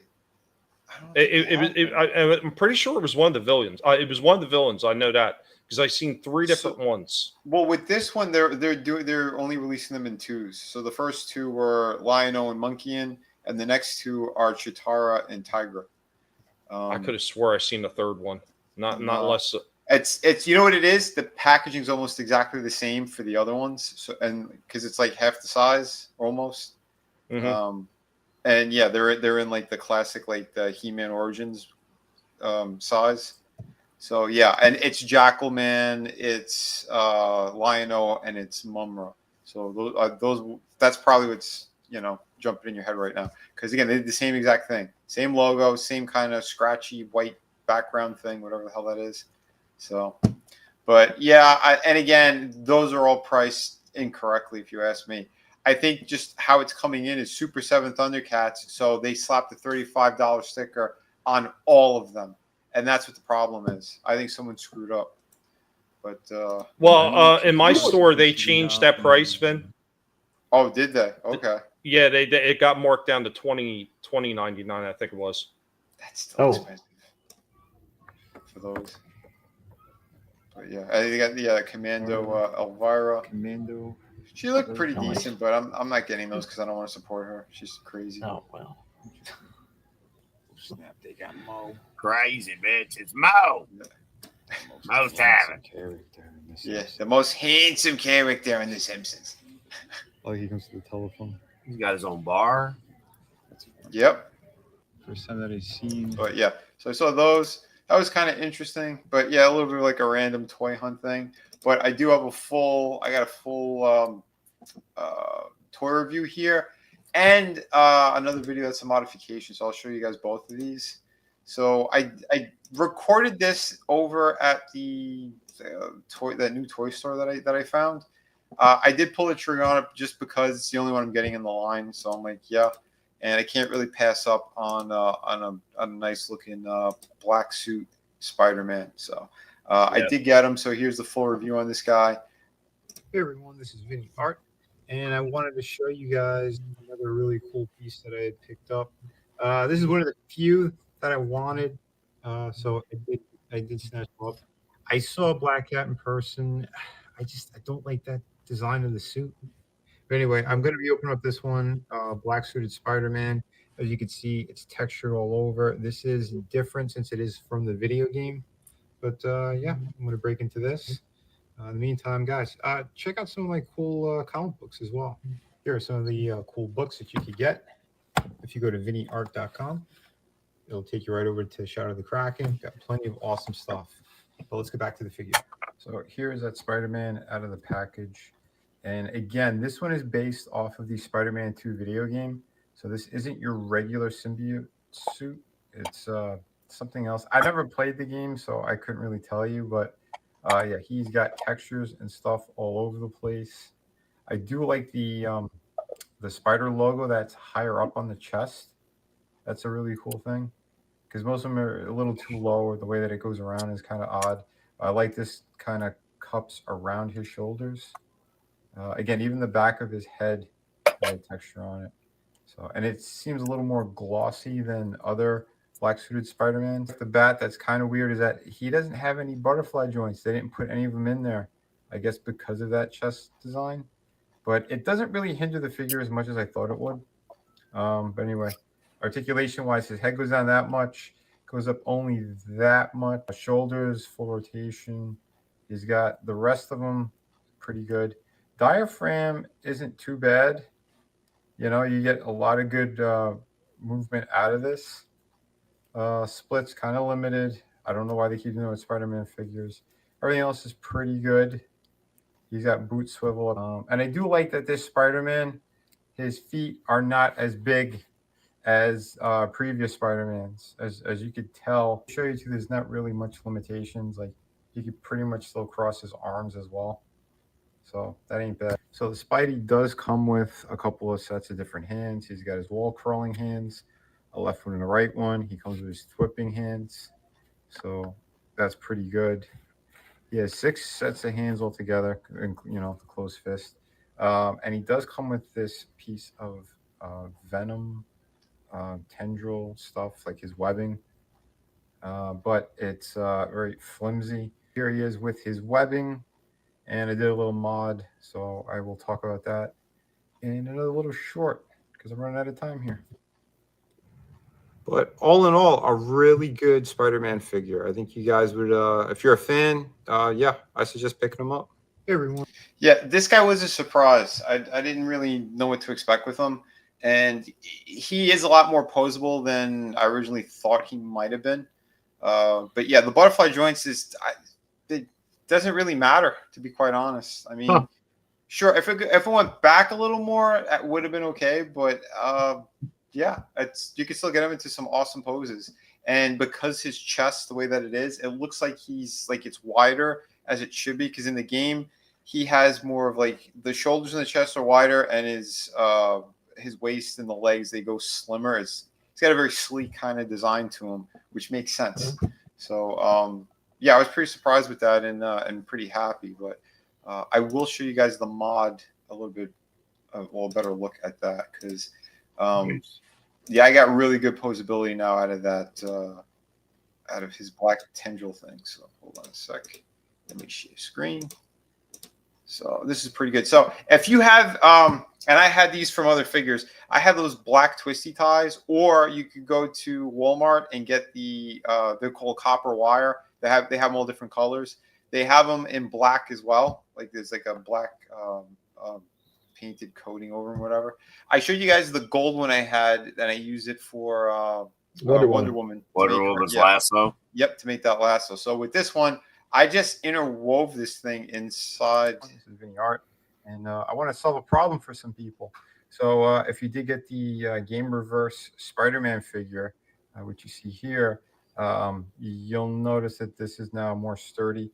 If you have one of those black copper wire, they sell that at a Walmart, like the arts and crafts section. Yeah, you could just put it through, make sure that it's tight, and now you could actually bend and move this so that it looks more like the proper Venom stuff. Vinnie saving McFarlane or Marvel again.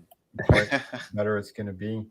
Dumbasses. I have it kind of in 2 parts, right? But I kept some of it kind of loose for that reason, to make it look like it's more separate tendrils. Yeah, they could have put Again, wire add inside more that thing. to make it. There's no reason they couldn't. If you could just buy that stuff like you did and added it to the stuff that existed. Again, I haven't played the Spider-Verse. How much easier would it be to just run that same plastic coloring over the actual wiring? You just add it to the freaking figure, you know? Well, with how thick it is, they could have actually put it through.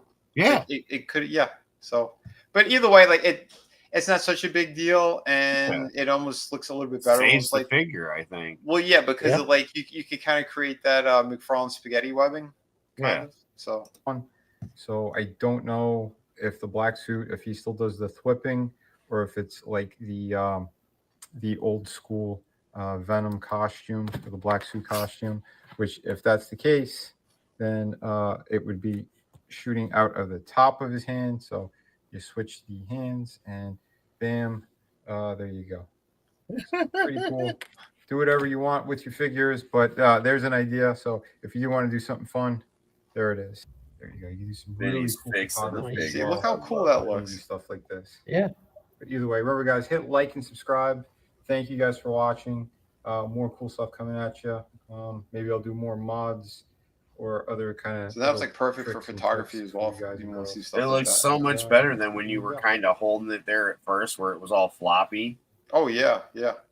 That's what I mean. So you could create something really cool with something super simple. In fact, I think next time I go to Walmart, I'm going to buy the white copper one and kind of try to recreate the spaghetti webbing. That for the McFarlane ones, because that just gave me that idea. I'm like, wait a minute, I know I got these laying around, so I'm like, all right, let me feed this through. And yeah, boy, did it work out. So there you go. See, and then we'll get the patent on it. And you'll start making the webbing that's for these style of figures. You know, because well, I'm sure there's a bunch of customizers.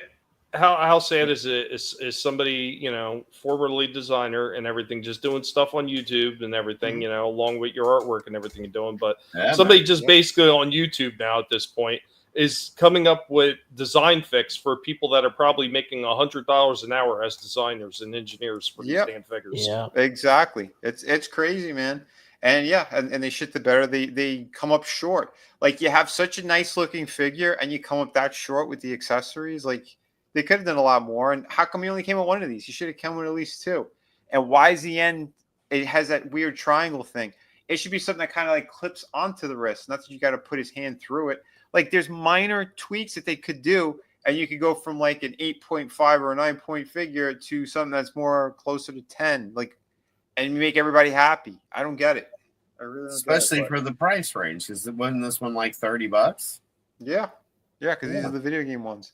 So yeah, like I said, if you go to GameStop and you got coupons and stuff, or the points, because like I said, like Bone Crusher, I'm happy. I saved like $7 or $8 on that figure, so that's a good thing. But you know, it is what it is. But yeah, so yeah, those are my bigger reviews for the week. Thank God for Awesome. GameStop discounts. Oh hell yeah! Right. Shifty, did you want to go? You got one more in the Yeah, it's in the app.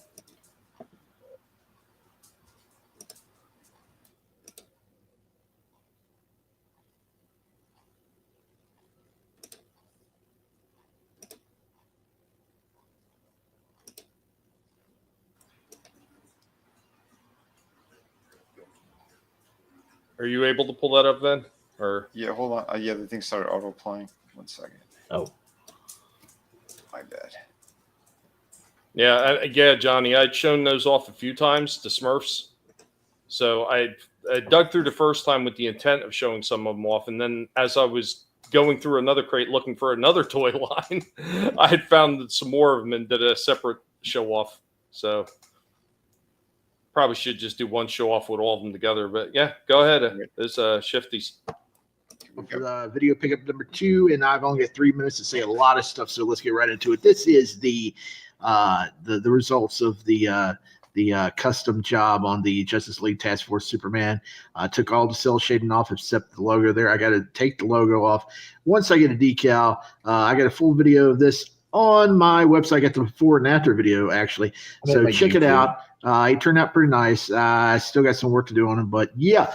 Okay, also, went to Target, bought some Supermans, kind of pissed. I know, Vinny. I know. Okay, I know. I bought them anyway. So I got the lion-headed Superman, right? Hold on.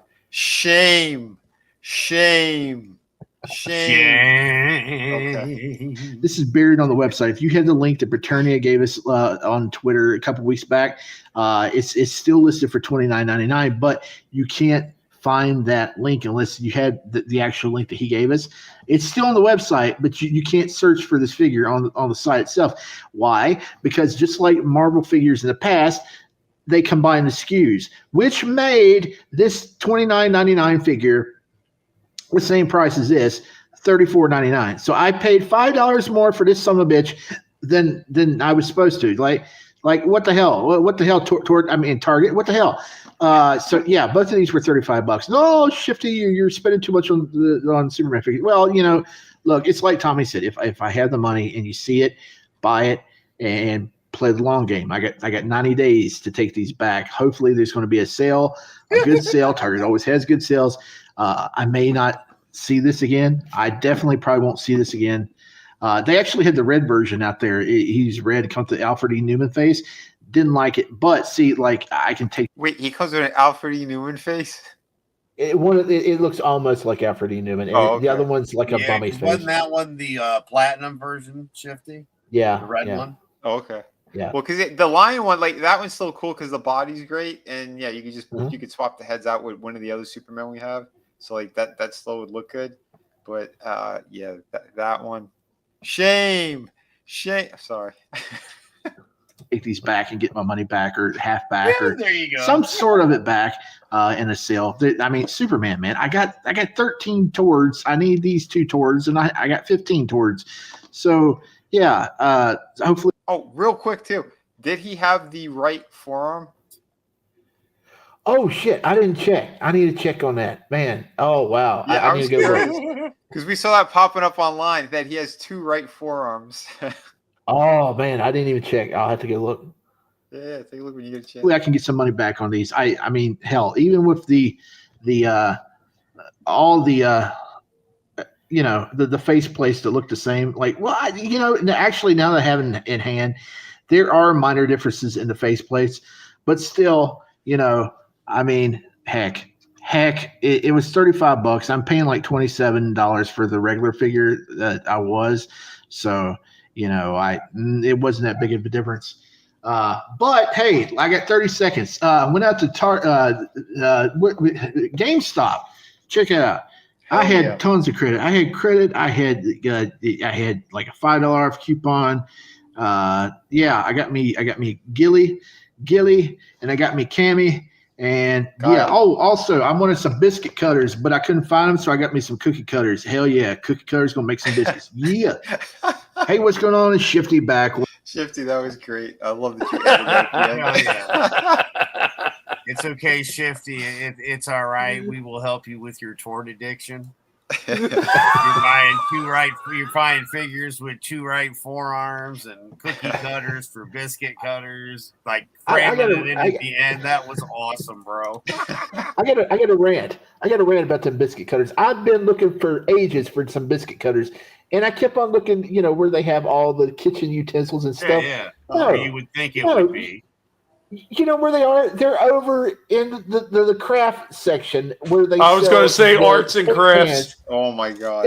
I would say you're like right in the place where they keep the refrigerated cookie dough for some reason. Yeah, for some reason it would be like over there. I would think. I had no idea that they had stuff over there for like decorating cakes and stuff. I thought it was all in the kitchen utensil section. I was well, like, that would be the most logical place to have this shit, where all the other shit is. Yeah, wherever you think it might be located, go to the opposite direction. Like if you think it should be, in the food aisle, go check over in the automotive aisle. I mean, because that's the way it works in a lot of these stores anymore. Yeah, right. That's what happens when you hire special ed people at freaking stock shelves. Just saying. Yeah. I mean, I haven't been in a Target since 2020, so. Well, no, this was Walmart. I got it that, and I was like, well, right. It should be over there. But man, I'm in a weird spot right now because I mean, today they dropped a lot of announcements for a lot of new Tords, and also some Marvel figures this week. But none of the Tords look good to me. They got some really ugly Batmans coming out. They still haven't announced when the Batman Returns line comes out. Right. There's no new Supermans coming out. I don't think I'm going to get that new 52 unless I get it just if I can get it for real cheap to customize and put some red tights on it. but I'm at a point right now where I'm caught up. I mean, I don't know if I go back to Star Wars or keep on Street Fighter. I don't know what I'm going to do right now. There are a couple of figures on eBay I need to get. I need to get some of the older towards Superman figures too. I need to get to do a little bit more customizing, but like right now, I'm caught up. It's kind of a nice feeling, though, isn't it? Especially since the kinda. newer ones just look like crap. Yeah. Like, you know what, though? Yeah, I don't know about you, and I think I know where Shifty's going with there, because sometimes when you go, I mean, especially if you have money to spend to be able to get that kind of stuff, when you go out to the store and you're looking, you almost feel shamed that you couldn't find nothing to get. Like, I spent the time coming out to the store to look for something, and I'm not leaving with anything. What the hell's going on here? Do I have to like go to a dollar store and just pick up something cheap? Like, yeah, that's crazy. Yeah, I always You got try $57 extra dollars. I'm going to the dollar store and spending $57. I'm leaving with 57 items, man. Well, I at least try to go to Ollie's or Ross if it's it's slow at the big stores. But Ollie's is just terrible right now. I mean, they are getting some new things in. Like they got those Beavis and Butthead pull string dolls that talk, and those sold out. But now they got ones from like Superbad and that some 40-year-old version and stuff like that. So that's the newest things. They got some Insecticons that came in here recently, and it's just slim pickings. Ross, they've been having some Black Series figures for $6 there, and I've been finding those. Those are cool. That's not and bad. They announced today. Nice. They announced today. It's the weirdest thing, I guess, because Todd's catching on to all the people that's doing toy hunting videos, and they're always hitting up Ross because you'll find clearance deals there. He's taking the regular multiverse version of the new Superman movie figure, and he's put it on a blister pack card, and he's going to send it to Ross as an exclusive. Now, they didn't say how much it's going to be, but a lot of low income people shop at Ross. So if it's over $15, I can't imagine anyone but collectors will buy it. But why would collectors buy that when they can buy it, the regular version at anywhere else at Walmart or Target? I mean that's a marketing strategy by people like that just want to get their footprint into another market. So he's doing it. He's probably going to be selling at the same price, but a lot of the other ones probably going to be a lot higher than what most people are willing to pay when they go to a Ross. But this gets him, it gets his footprint in another door to make people go to another store to go look for an exclusive figure that he's putting out. It's it's just nonsense. And it all is up in Ollie's anyway when you think about it. Oh, I think so. What's going on, Soul Assassin? What's up, Soul Assassin? How you doing, man? No, yeah, I'm saying, and I think with that line, that's what's going to happen because just a couple of targets that I went through, most of the time you'll only see like, what's the Green Arrow figure, the kid version or the younger one? He's a new peg warmer, basically. Arsenal? Is it Arsenal? I don't know. I forget. Because I see him so many times. He's on all of our toy hunts. Him and the guy who's all in black with the yellow hood and cape. Those are the two that you're seeing everywhere. You can't really find any other figure of his on in the regular stores. GameStop is where you're able to find a lot of Tord stuff. But those Superman toys are all over the place in those targets. In fact, I stumbled upon 4 times now the gold label Superman. Nobody wants them. Tomorrow we're gonna be talking about some of that stuff on the Friday stream because it's something really funny happened with the last trailer that came out. About refunds on movie tickets. So we'll hit that. But I think this movie is going to flop pretty hard, and all that merchandise you see them at Ollie's. I don't think it's going to flop because I think that there's more buzz for this than any movie coming out this summer. I think it's going to do pretty well. That Jurassic Park. I think the big question is the Fantastic Four. It's manufactured. It's manufactured buzz because to make a profit, they said, or no, I'm sorry, to break even, they need $700 million to break even. It's going to be a climb. That's what I'm saying. It's gonna do 8 to 900 million. I think the figures here though I can't find them anywhere. The Tords, This is the first time I've actually saw the movie figures, and they've been kind of out for about a month now, supposedly. So I saw that was the only movie figure I saw so far. So I snatched them up quick. They said they sold out of everything. They got the statues for $50, but the regular figures, they're seeing them people are too. buying them. Yeah, like prediction. It's a prediction, yo. It's a prediction. I am calling it. I'm calling it now. You guys can make fun of me later if you want, or if it does great, whatever.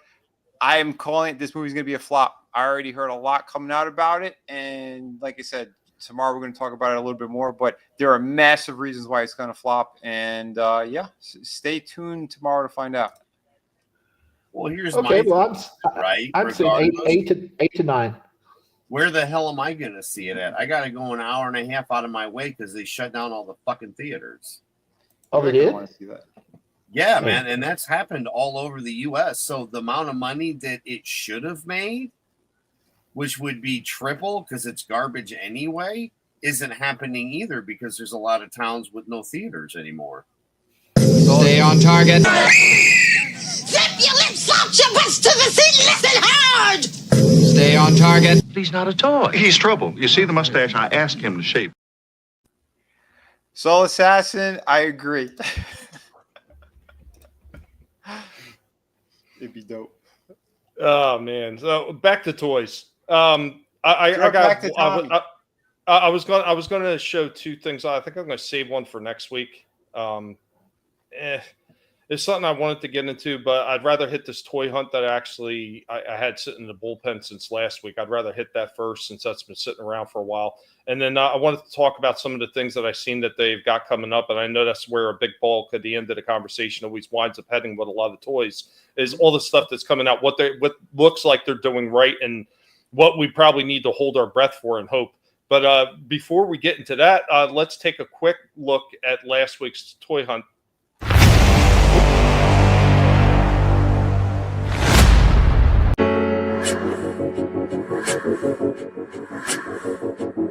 The other side where they got a few more NECAs, I got some more of these black and whites, like the black and white Casey Jones, some more of the superhero Ben Cooper, Nosferatu, Monster,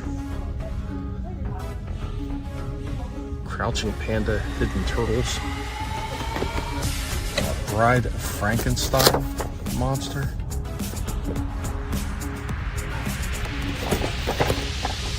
Horror of Dracula. I've shown this one before.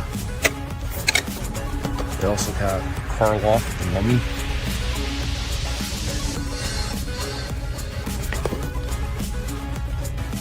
And just a few more turtles sitting over here, including the Hunter Leonardo. And then they also have Super Turtle and Domoids. I think they only have the one. Yeah, they only have the one. That's pretty cool though. So I have this big box set right here. All the turtles in street outfit gear. Whole bunch of Eastern and Lairds sitting here. And my buddy Slasher's always looking for Donatello, and they do not have Donatello, Leonardo, and Michelangelo only. But check out this guy. Look at this Leatherhead. Holy crap, this thing is huge. Like, in comparison to the other turtle figures, damn, this thing is gigantic, and he is a heavy sucker, man. That thing looks cool as hell. I only have a few of the Street Fighter Ultras here. Got Peanuts, got Lucy, all by herself. These stupid fugly things. Fugler. Stupid. Got Super Friends, got Lex, Al Jordan, and Sinestro. That's about it. Masters of the Universe. It's almost the same thing. Like, they just got 4 of the Turtles of Grayskull. That's all they got. A few New Eternia and Revolution ones. And a few Origins. Just freaking Snake Men, freaking Snake Face, and Dragon Blaster Skeletor, and that is it. Nothing is going on here. And I still got this old thing, Toilet Taxi, And then they've got the Master Universe Evil Horde inspired original concept art, but that is it. Nothing else to speak of. As far as turtle stuff, it just doesn't look like anything's getting restocked. Like, I haven't seen any classics in forever.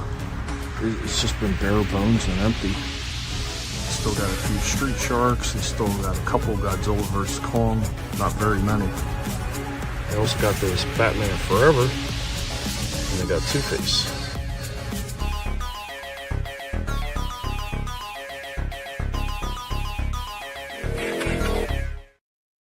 Nice Two-Face. Holy crap. That Peanuts? NECA stuff. Jeez, man. I didn't realize how many freaking different versions of those Ninja Turtles they've done. Like, who the hell's buying all those things? Those are like there's a lot of Eastman leather. I'll tell you Yeah.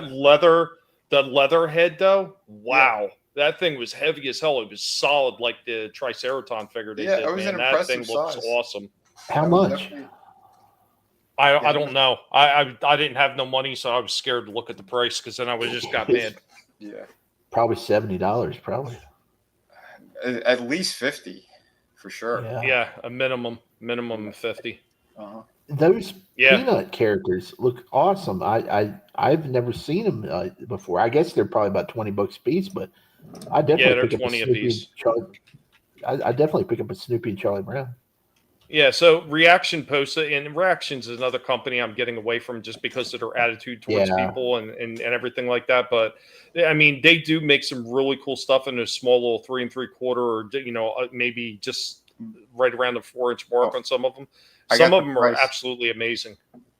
Yeah, he's $60.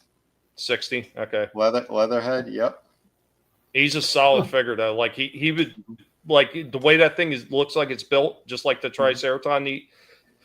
It's a lot, but I mean that's a hefty ass figure. He's probably worth the price. Yeah, it'd be even better if you Yeah, can get him on sale, but you never see NECAs on sale. No, It's like Not there. that Earl figure from Dinosaurs. That sucker's really hefty. Wow. Yeah, the Walmart, that's the only place I've seen every once in a blue moon they'll have a sale on a NECA thing. But Target never does. Target is Target. Yeah, they were in and out pretty quick, and I said they weren't going to last long because they look like garbage. The Rob Zombie monster figures. Oh yeah. BestBuy.com sometimes has NECAs on sale. That's where you want to look. Yeah. I've seen once in a blue moon too. But yeah, they don't last long. Yeah. All right. By the way, before I forget, for anyone who is looking in Best Buys now, I'd go sooner rather than later. One of the Best Buys I go to, no more figures at all. They took them all out of the stores. What? Yep. So I called it. I said they were going to do it this year. I didn't think it'd be this soon. They used the Switch 2 as the excuse. They rearranged everything and they took all of the figures out. There's only like a handful of plushie dolls left, and that's it. Did you ask somebody? Because sometimes wow, because some of the Best Buys have the main toy section, and they have a secret section back in the back corner. Yeah. So, well, these are the one that I go to. They used to have them in the front when you're going to checkout, and they moved them all in the back near the video games. That section is completely gone. I asked 2 people working there, and one goes, "Oh yeah, that's the only toy section we have in the store. And if they're not there, then we don't have them anymore." I'm like, wow. There was no place for them either. Everything was completely cleaned out. Well, like I was going to say, can you imagine that? Sponsorship. Oh yeah, that'd be great, but they'd be too afraid to because we're too honest with our reviews. Yeah, but I mean, a good portion of those figures at Best Buy was Tords, so the DC Tords. So him getting out the line, it was just NECA and Lego, I guess, left. Well, yeah, it was a handful of those. I seen a couple of Hot Wheels, but the other tours that they had were these. Although this is GameStop, but they used to have a lot of these at Best Buy as well. That's so nice. That is so nice. This one did look good. Yeah, so I recorded this real quick too. It's a short one. God, that's so cool. I want that one. I want the Storm. Yeah, some of them look good. Orange makes babies cry. Yeah, not too bad. Not too bad. I heard you had a pterodactyl in the background. Yeah. Oh, I said yeah. When I went to Carnage, it was a little low though. I go, yeah. Carnage makes babies cry, and the kid just kept crying. But So, yeah, here's what Hasbro's got coming up. what do you got? Oh, there it goes. So some of the stuff that they got the Clash things coming up for Age of the Primes and their Studio Series stuff that they're continuing. I mean, I personally don't like the Michael Bay stuff, but I mean, if you like it, this is what's coming up. They got that coming up. So here's a couple other pictures of what the figures look like. Tell us about your favorite Michael Bay one. What was that? Bumblebee? I hated that movie. I hated that movie for my own reason. I'm not going to get into why, but did not like it. But keep it on target. I mean, if this is what you're into, I mean, I guess they're okay. I mean, they kind of are what they are. That's Not a my weird cup of tea. set, by the way. That's a very weird set. Yeah, 3 figures in a set. The Fallen, Megatron, and Soundwave. Then they also have this 2-pack coming out. Look at that. Got a second chance to get Sandstorm. Oh, okay. So the Wreck and Doom collection. They got Sandstorm and Trigger Happy. Okay. Is he a triple changer as well, or no? Trigger Happy just had 2 forms. The original one was a Target Master. Gotcha. So there's another shot with both of them in their vehicle forms. Or I was no, he was a Headmaster. That's right, he was a Headmaster. Okay. And Yeah, of course, crazy. him in his copter mode, which I thought that one looked fantastic. When you did the review for it, I was like, yeah, it does. I like that. They did a very nice job with that figure. It's just when he's in robot mode, his legs feel like they're a little empty, a little hollow. Like they could have like filled in like the back legs a little bit more, done something with that. But otherwise, yeah, it's a really solid figure. I wouldn't even give it 20 minutes. I'd give it less than 5. Yeah, I've heard the new Transformer comics are good too, but after I seen they did to my man Bumblebee, I was like, yeah, no, thank you. It wasn't Bumblebee. Well, you showed me that one page in the comic, that Skybound or whatever, and I said that's not how Bumblebee would have did things. Like he was very passive, and he was preaching caution. That literally his name is Cliff Jumper. He who jumps off cliffs. Oh, Cliff Jumper, not Bumblebee. Yeah, Cliff Jumper. Yeah, that's why you confused me. Like, oh. So they also had this 13 Primes. So they've got Onyx Prime. Interesting looking figure. I don't know a lot about that one. So it's kind of interesting, though. It's almost got that Beast Wars like type look to it. Do you have a photo of it transformed as well? No, that I don't have. What if you wanted to pull that up. Onyx Prime is some kind of beast of some sort. I can't tell. Okay. They didn't. I just went with the pictures I could easily pull off the site. Gotcha. I'll see if I can find one. Okay, breaking news. I can fully report. I just checked my Lionhead Superman. He has both correct forearms. Oh, that's good. Yes. Awesome. That's a score, Shifty. Quality control, baby. Right. 13 Prime. Maybe they finally had somebody doing quality control at Tord that wasn't cross-eyed. You're right. It looks right to me. No problem here, boss. Oh shit.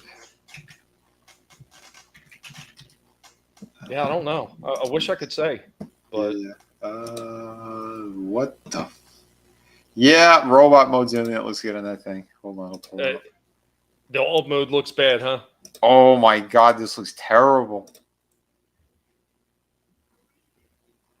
What is that piece of shit? A centaur with wings. I suppose so, Frankie. What's that? What the hell is that? Frankie said it looks like a centaur with wings. Like, it looks like something for Final Fantasy. It's like a boss or something you fight. Sort of. Yeah, right. The wings are definitely like that, but yeah, the extra. Wow. That That's way too fantastical for Transformers. He's got 3 modes, so it's some kind of winged creature, centaur mode, and then robot mode. Who helped design this? Was it Tord? This looks horrible. So here's the next one. This is a re-release, I believe, of the one they did with Orion Pax. So we got Alpha Trion. Not bad looking. He does something different too. So they actually took something from the cartoon. And I've seen a few other guys that are big Transformer guys that love talking about this kind of stuff. So in that one, he pulled his badge out and he used it as like an energy blast, like a beam, like, you know, or something. So this one actually has a pull-out Autobot symbol that he actually can use that you've seen in the Sunbow cartoon. I thought that was kind of interesting. I wouldn't mind getting this guy by himself. I think, you know, not to say that the one with Orion Pax didn't look pretty cool, but it's nice that they're single card in this guy. Yeah, I got some more photos of him. So, yeah, not too bad. Looking pretty good. Let's see his. Okay. He's borrowing one of the transforming modes from. Why can't you think of it? Galvatron's guys. The sweeps, the sweeps were a little bit different than that. But it's a actually similar. They were a lot. But it's like the transformation is kind of similar. Well, yeah, the transformation. I mean, there's obviously they didn't just like pull the mode, thank God, and just repaint it. I think the first one was actually closer to a sweep than this one is. So this is, I think this might even be almost a complete redesign. Yeah, see, I'm okay when they do stuff like that, where it's like you got a transformation that's similar. But yeah, you really you stepped it up with everything else because both modes he looks like a brand new figure all around, so that's good. But yeah, pretty sharp. I'm surprised they don't show the badge in the photos popping because I've seen somebody that showed the photo of it.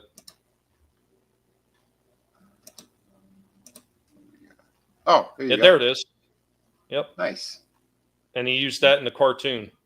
Pretty cool. I forget if he used it against the Quintessons or who he used it. I think it was the Quintessons when they had their revolt against the Quintessons in the cartoon. Nice. Pretty sharp. Pretty sharp. Then they had this guy. Who's that? Micronus Prime. I don't know most of these. So you remember when they did Titans Return? It was like the micro mini Prime like guys. Micronus Prime is supposed to be a big part of that. Okay. It looks like he's missing feet or something. He looks. I don't know. He looks. He looks stumpy. He's a dwarf. The Beatus took his feet. Yeah, he's a dwarf. Hey guys, it's me. I'm one of the primes. Yeah, it's the little prime. Oh my God! It looks even shorter in the box. He is. Oh, that's funny. So it almost looks like a headmaster, that part. Yep. Interesting. Yeah, I thought the headmasters were cool. Yeah, that's a weird character.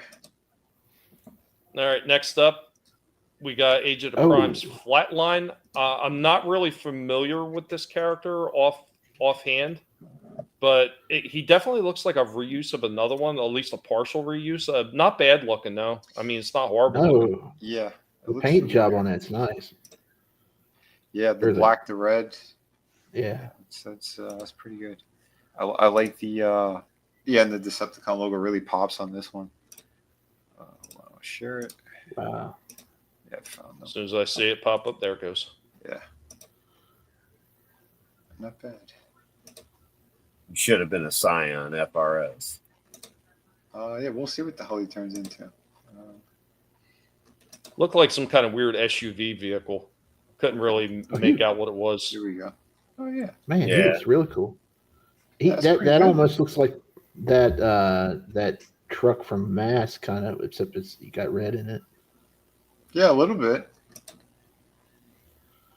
Yeah, not too bad though. That's cool. It'll be The Rock's new vehicle in the new Transformer movie. Oh no! All right, so the next one, The next one is the one I'm super excited about. Now, they've done a few of these figures already. They've already released the other 3.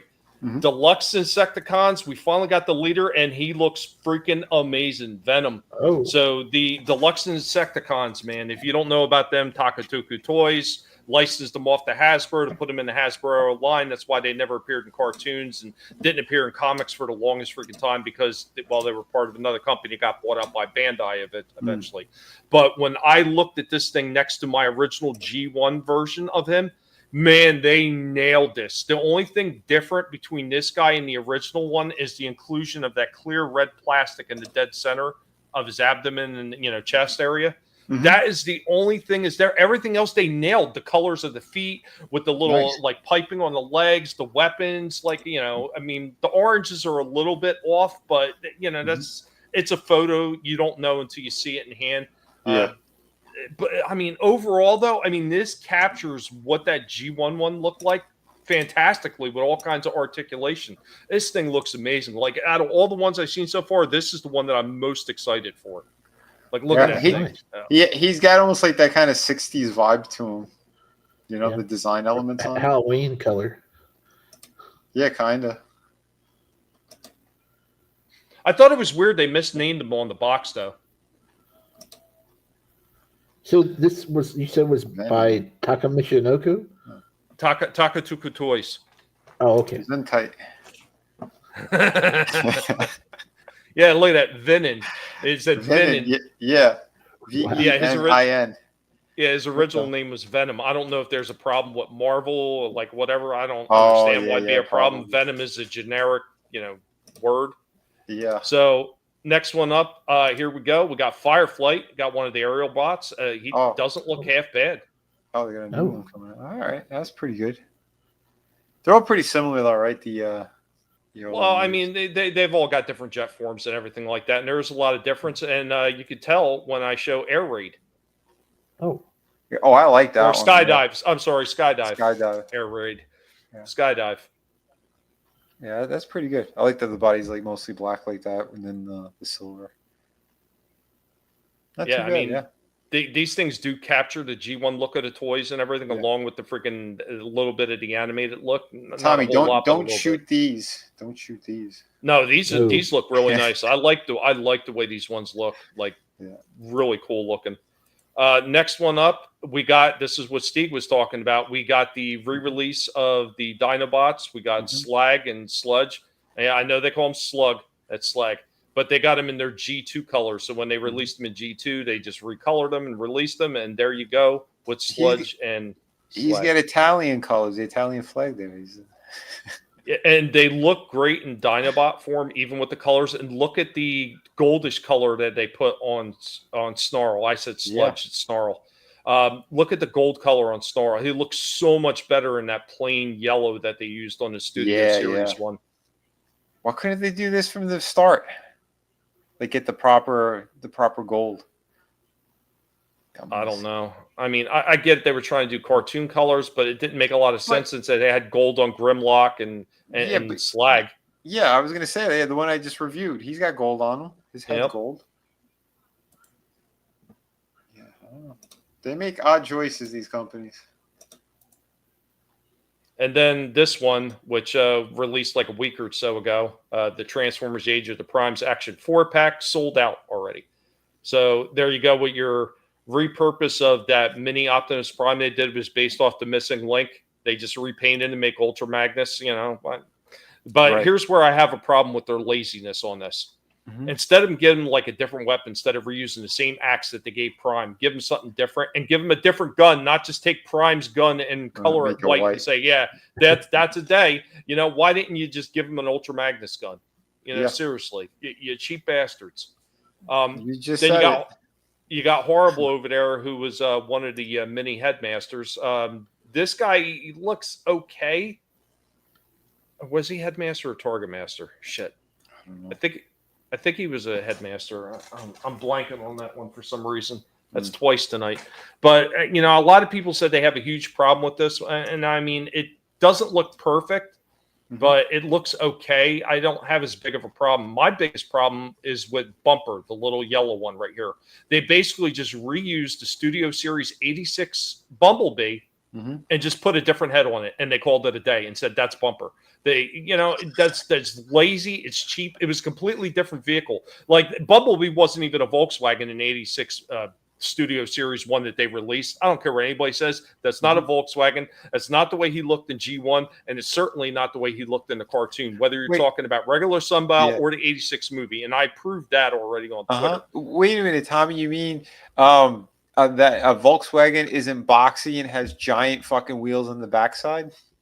Nope. Believe it or not, it doesn't. I couldn't believe it myself. I had to look it up. Excuse me, $90? Yeah, I know. For four $25 figures. Yeah. Wow. And they could go eat plastic. I mean, I get it. It's 425 figures. It should be $100 technically if you sell them individually. But like, holy shit, you're putting 4 figures in one package. You should be able to freaking knock the price and one down of them's a half the size of a figure. So get out of here with that. Yeah, I know. The last one is the Nemesis Prime, which is more like an animated cartoon version of Nemesis Prime. Yeah. I'm not another reuse one, a new paint job on something that already exists. So it's the animated Optimus, just recolored. Bastard. So they didn't spend anything extra. I think the only one is new tooling is horrible. That's it. Yeah. And I mean, I guess if you want to say the head on the freaking Bumper, which that doesn't even look like Bumper at all, not even close. No. I personally, I don't find this set worth it. To me, it's not worth $89. You know, sell some of these figures individually. You probably do a lot better. Yeah. But that's what I have for all this stuff. But the fact that people bought this because like I seen people arguing about the Bumper figure. They were arguing about Bumblebee too. Like, dude, you obviously don't know what you're talking about. And this is what I talk about, and Stiga said it too, where you get these people that are like franchise tourists. They don't really know the property, but what they want to claim they do and say, this looks great. I'm glad we're getting this. This looks just like it. No, it doesn't. Not even close. And this is the problem when you start getting into some of these companies when they get lazy and they're not going to give you what you want. I've already shown a few where they obviously went back and they took a look at the original ones, like that Venom figure. I mean, that's killer. The 2 aerial bots. Absolutely stunning. And even though it's a reuse of those Dinobot molds, doing the recolors like they did in G2 with Snarl and Slag, that still looks freaking top notch. That looks amazing. This is just a whole bunch of laziness. Yep. It's cash grab. You know, they know they have certain simp armies there, and they're going to get them no matter what. I hear you, Chaos. That's staying where they keep it. We got 2 Shifties in the house. Oh boy! Now there are 2 of them. This is getting out of control. It's getting shifty. It's getting shifty in here. 2 of me. What? There is. Hold on. There was 2 of you up for a second. Yeah. Oh. There were 2 Cobra Commanders. It was amazing. It's multiplying in water. Yeah. One should have been a variant. Damn it. But speaking of GI Joe. Wait a second. I got a goatee. What the hell?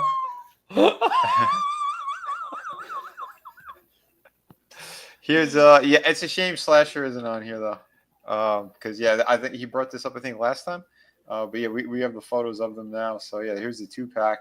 Although he skipped leg day, this other guy's got bigger legs. Like, what did they do? Because I have the original Sergeant Slaughter, and the original one, his legs are bigger. Like, what? I don't know, but it's cool that they actually can get the whistle in his mouth now. So, but yeah, not too bad. First time seeing these. He's got the Desert Storm look going on all around. Yeah, what is that? Mercer? I think the other guy, or I think it's Felix. Yeah, it's Mercer. Or Mercer. Okay. Yeah, I just saw it and I clicked it, so just to show the photos, but pretty good. So I'm assuming that if they're doing Mercer, they're going to do the rest of the Renegades too. I think so. Yeah. Marauders. Yeah. These are a 2-pack, so probably the other ones are probably going to be a 2-pack as well. I'm assuming. Well, we'll see. But, yeah, not bad. Do come with a lot of shit. I'll say that much. Not bad, not bad. But yeah, I honestly I haven't picked up a G.I. Joe in like what, a year now or something. I need to get on those. Yeah, they're nice. Some of them kind of, you'll have a handful that kind of suck, but then for the majority of them, I'd say maybe 93% of them are pretty damn amazing, like 9s and 10s all around. I mean, I think the only problem is like the Dreadnought series. Like they all look great, but some of them had quality control issues. Like that Buzzer I had, like his freaking midsection was super weak and slopped all over the place, and then his glasses wouldn't stay on his head because they used super soft plastic that wouldn't even hold to his head. Like there was a few misses. Yeah, there's a couple, that's for sure. Trying to see if the I tossed something in there if you want to pull it up. Who's that? Oh yeah. I'd share that in the collectible past thing, I think. Yeah. Yeah, this is the Rogue figure, and you got to buy a 3-pack with Sauron and Sheena. Yeah, and it's a San Diego Comic-Con exclusive. So people have been dying for this figure. Oh, I know. And now you got to get a 3-pack, and it's a convention exclusive. That sucks. Yep. Because they're never going to single card her and put her in regular stores. Because she's, air quotations, too sexy. Oh, those companies upset me. I hate it. Man. Why do they do this? Why do they do this? Because they're jerks. They should at least, put them single carded on like their website or something and then like sell it that way. I mean, they should have done the same thing for all those Gameverse 2-packs. Like, not everybody wants to buy each one and have to pay $60 for a set. Sell them individually on your site, but then it'll be the same problem as always. The bots will get in there and you can't. You can't get to it. It's a mess. Scalper Central. Soul says if only they had a Psylocke version of that Rogue figure. Yes, Ancient One. I did see it earlier and I did read it. I appreciate that. He reposted the fake super chat. Gotcha. I did see it, buddy. I didn't miss it. Yeah. The pig's got eyes everywhere. Oh, for sure. I mean, I think the figure looks good, but is it just me, or is there something a little bit off about her face? Is that just me? She got a little bit of a prostitute look. You can. There's a really nice Rogue at Ollie's. You can swap heads off with that one. Oh, the green and black. Yeah. Yep. I did that. Because I have it's not the first release, but the one that was in the Juggernaut Build-A-Wave. I had her, and she comes with the green headband, and the head does not look that good. So the eyes are all crooked. Like she has that Anna Taylor-Joy thing going on, but like really bad. But yeah, the one that's in black and green, that head's perfect. So I just put it on that other one. Ancient One send another fake super chat. A shipment full of plate armor specifically designed for cute fuzzy guinea pigs for Tommy the guinea pig, so he can prepare them for warfare. And when the pigs are coming at you in warfare, you better watch your ass. Right. Like I said, it's crazy, man. Because Sheena looks really good. She looks good. I don't think Sauron looked bad.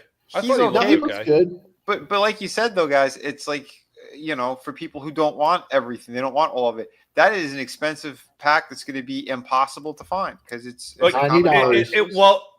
It's the same thing when we're talking about that $89 4-pack. So there was a 4-pack they've released years ago, and there was 2 figures in the 4-pack that I really wanted. So I had to bite the bullet and pay more to get a 4-pack of Transformers for Goldbug and Rampage, which is the yellow and black Insecticon that was a locust. So basically, they recolored the Kickback one. Yeah.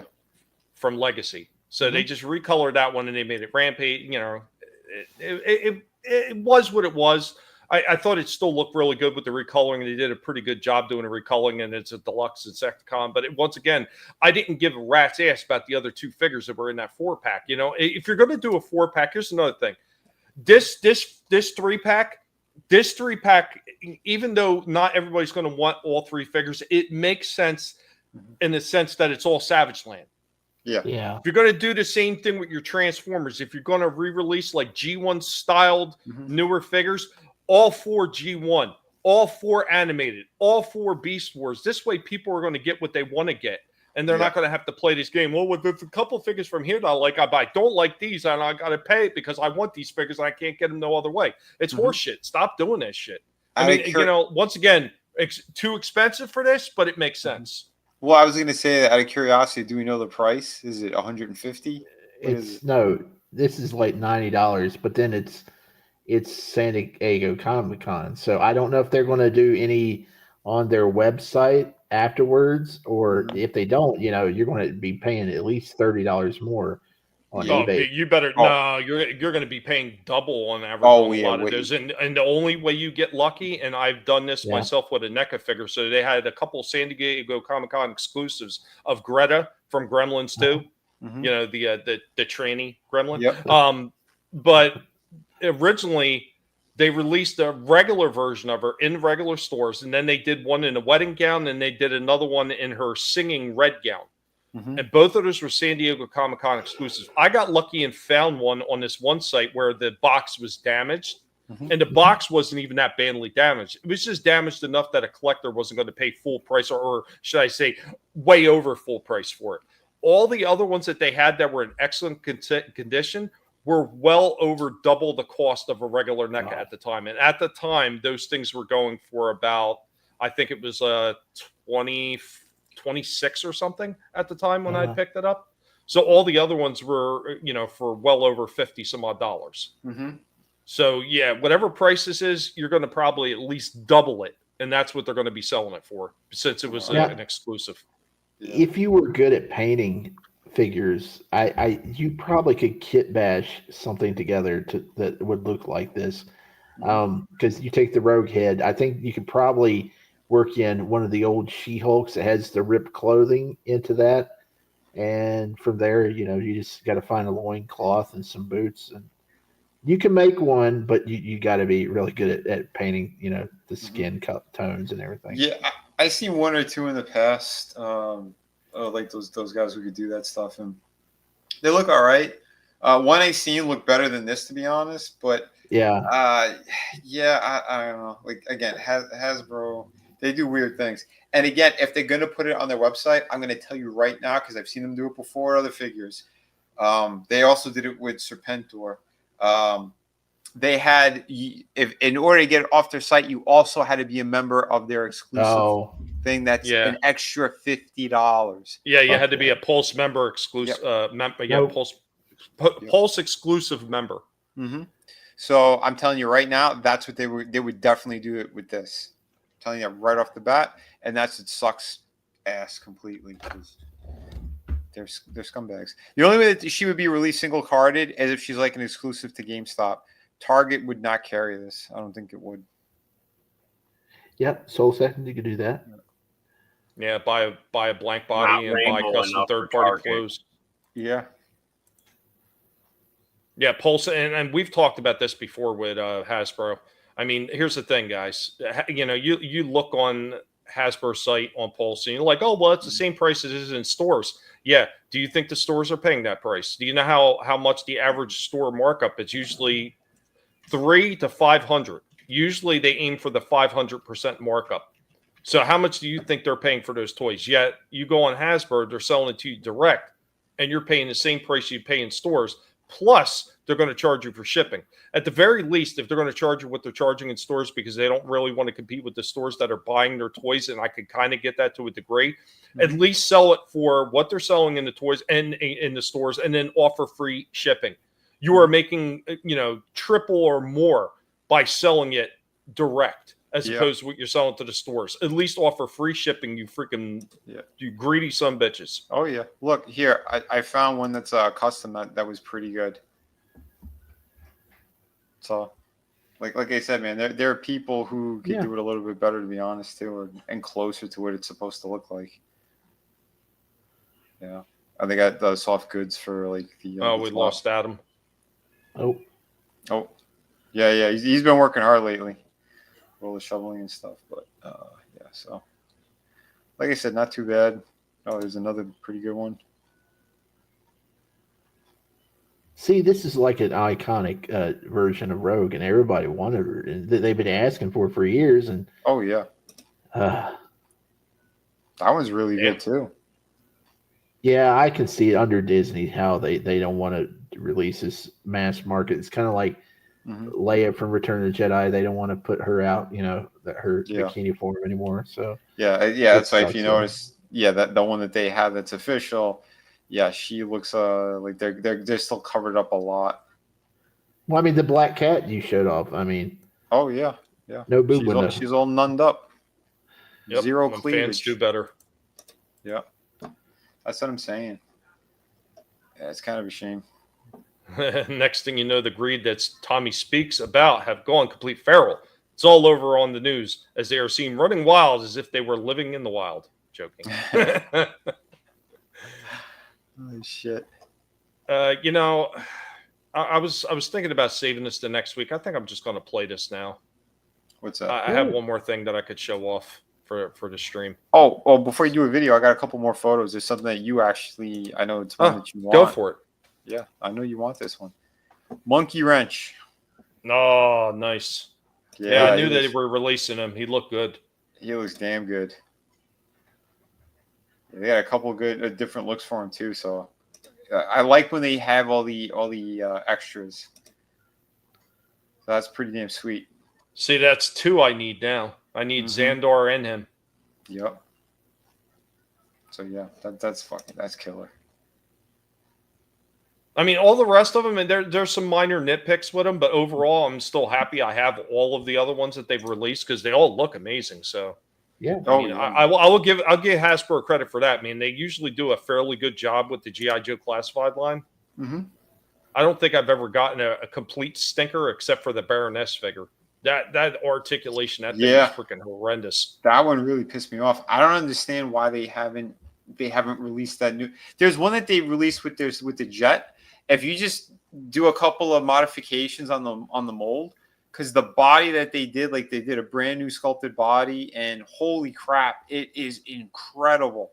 So I'm like, yeah, just paint that thing black, change a couple little elements to the suit because it looks more like a flight suit. You just change a couple little things and boom, re-release that. Everybody will run out and get it. You got to watch out for the Pharaoh maniacs, brother. I just don't. I can't. I don't see how G.I. Joe is doing so well, though. I mean, because you can't find them anywhere. I mean, you have. That's because they're usually sold out. Yeah, I know. But it's like I've hardly ever see them on the shelves anywhere. Like Walmart, we've discussed this before, but even at Target. I mean, the only Joes I ever see are, the ones that are too expensive, that are in the sets that nobody wants to buy for the price they have, or the reaction figures. That's the only ones I ever see. Yeah, it's crazy, man. Oh, sorry. Custom Rogue. He's showing Savage Land figure. Oh, someone's got it on YouTube. Nice. Yeah. Well, I was going to say that's another thing that comes into play with a lot of these toy stores, and that's why you got to be able to know somebody that's doing stocking. Try to make friends with one if you can, because when a lot of these figures come in, Vinnie and I both talk. We don't know how these scalpers know when these son of bitches are coming in, and they're waiting for them. But if they bug the stock people, that's why you may sometimes see figures on the shelf that look like the plastic was smashed in or the box was all smashed up. That's because the stock person got irritated from a scalper who was demanding they bring them out now. They should have already been out because they knew when they were supposed to be put out on the shelf. And the stock people were like, screw you. I'll smash this thing out and put it on the shelf. There you go. You want it now? Here's the link that Soul Assassin dropped in there. But dude, that looks incredible. It looks great, but man, that hair is wild. Yeah, they went really crazy with the hair, but yeah, that is great. Yeah. Holy hell, that's a beautiful custom. I could see some. I'm trying to figure out like what body they used, like the base body for. Well, who had short boots? There's a couple of them. Oh, Siren. Banshee's daughter. Maybe that's the. Yeah, it's the same. It's the same boots. I have them right in front of me. Is that a Zorana top? I don't know. it's only one shoulder. Yeah, it's one strap. It could Yeah, be. it looks like Zorana. Could be. They just modded it more. Because she's got the flap over. Zorana has like the flap over that comes onto that side. But wow, yeah, this is beautiful, man. Uh-huh. Holy hell. Yeah, good for them. It's killer. H1. What do you say? Yeah, also mentioned Hulk Hogan, the Hasbro executive before turning him into Pharaohmaniacs. I'm Hulk Hogan, king of the Pharaohmaniacs, brother. And today's the day you're all going to be running wild, brothers.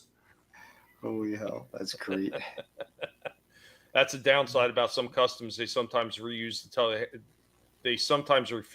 you how they did it. Yeah. Yeah, some of them, yeah. But dude, yeah, it's awesome. Yeah, I figured it out. But I got one more for you. It's keeping the theme with a lot of the other stuff I showed off today, including the toy break. I don't know how many people are going to be interested in this one, but I've been asked before to do a few more of these. So here we go with the Guinea Pig Collective Repair Shop.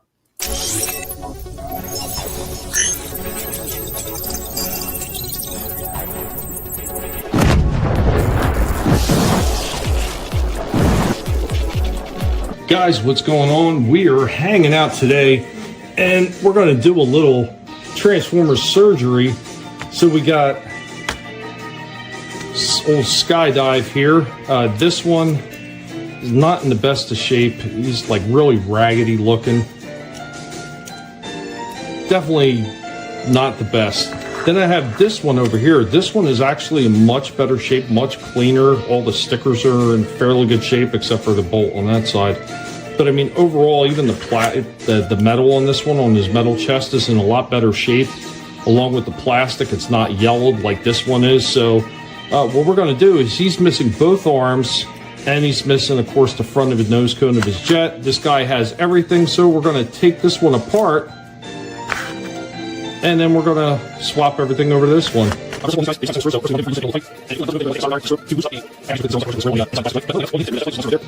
Then you got these two screws, and that's going to allow you to get to everything else. I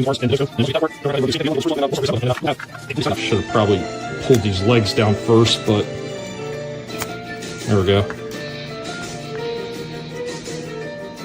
Come on. There it goes. One arm. Two arm. Now, if you wanted to make this easier, you could pull the screw out of the legs too. As it is right now, this whole top assembly is not coming out without doing that, so I'm going to have to pop that off as well. So we got our screws off. The bottom half just comes right off. All that just comes right out of the way. That comes off. Now you should be able to separate these two. Once you separate these two, then you can get at this little hinge right here. And we pried it up and we got it out, and there it goes. Chest plate comes right off. Now this whole assembly just pops through like that. Bam, off, done. So there you go. There goes that. We got the arms right here. Now I'm just going to remove the screws, try to save as much of these stickers as I can on the feet, and then piece them back together. There we go. Got our Skydive all together now. Set his arms in place. Can't believe how tight these shoulders still are after all these years. It's amazing.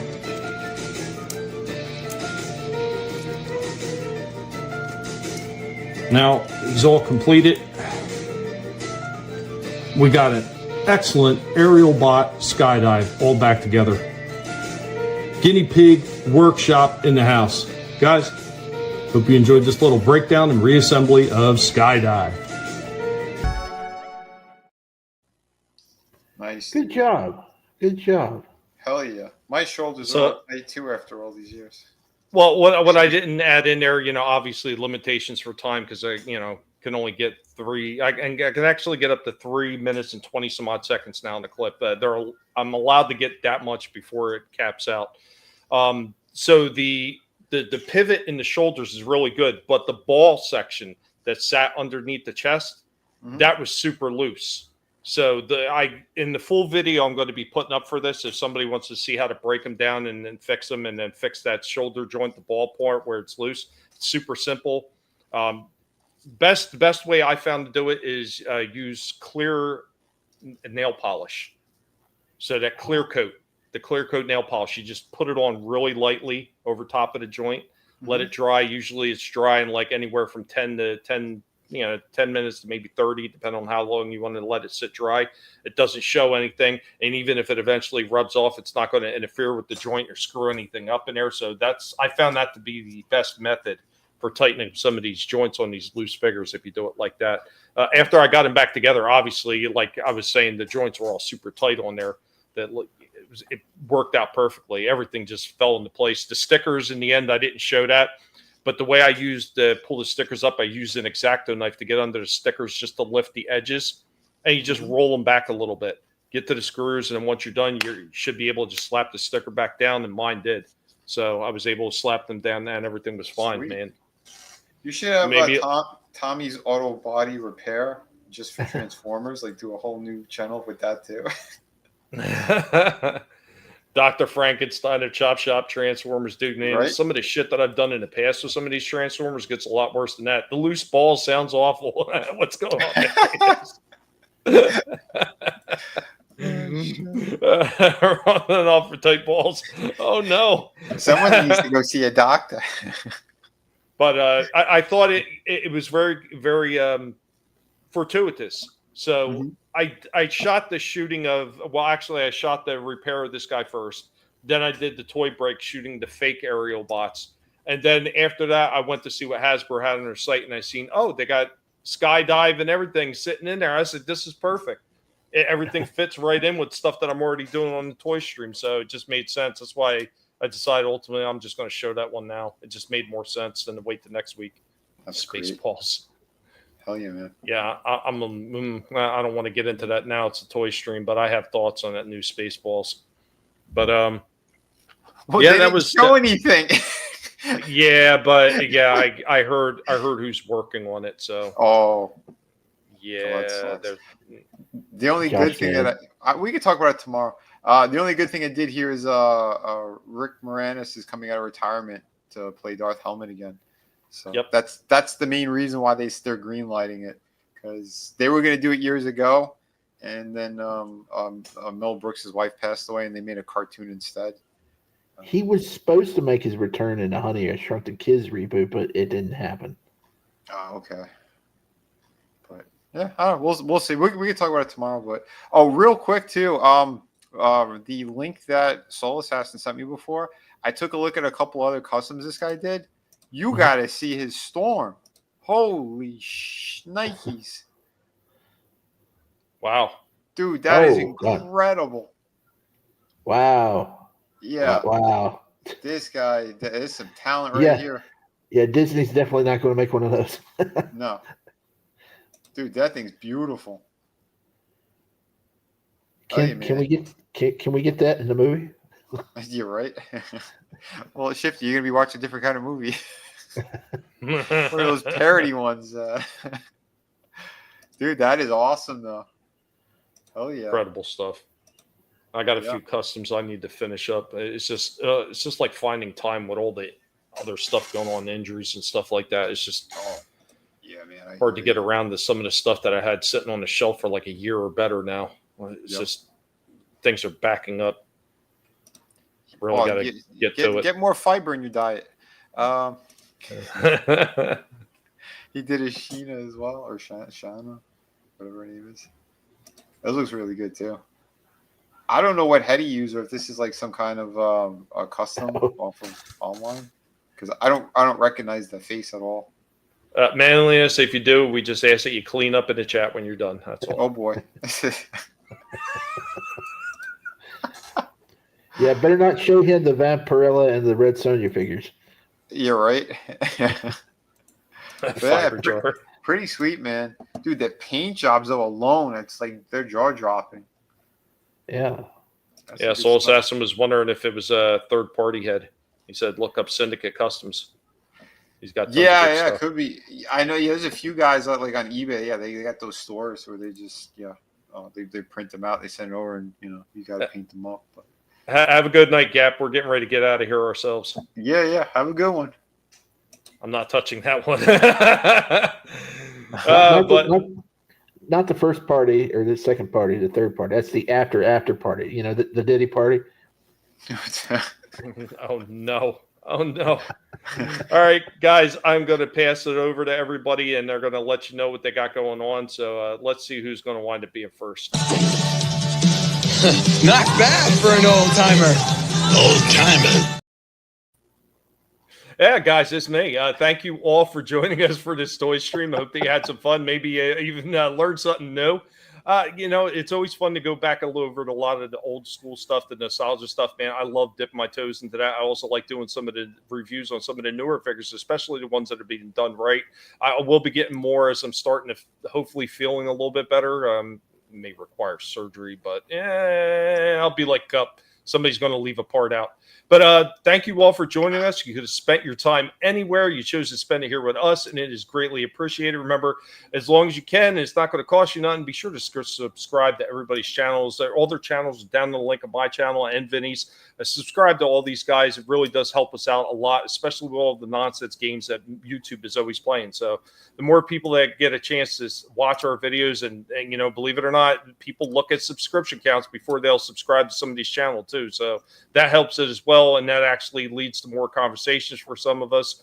Maybe even for some of us who've been yanked around by YouTube long enough. Maybe eventually that would lead to monetization. Who freaking knows? It would be nice. It'd be nice to not be in the hole every week doing, or every month, every year doing these streams, which I have an absolute blast doing. If I wasn't having fun, I wouldn't keep doing them and losing money. Instead, I would just say to hell with this shit and just check out. But I enjoy doing these things. I enjoy showing all these figures off that we have so much passion for with all of you. And we love hearing your responses to a lot of them. So that's why I keep doing it. Like I said, it would be nice if it paid for itself, but who knows, maybe one day.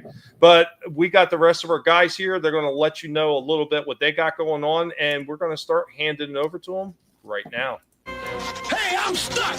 I can't transform. Oh, thanks. I think.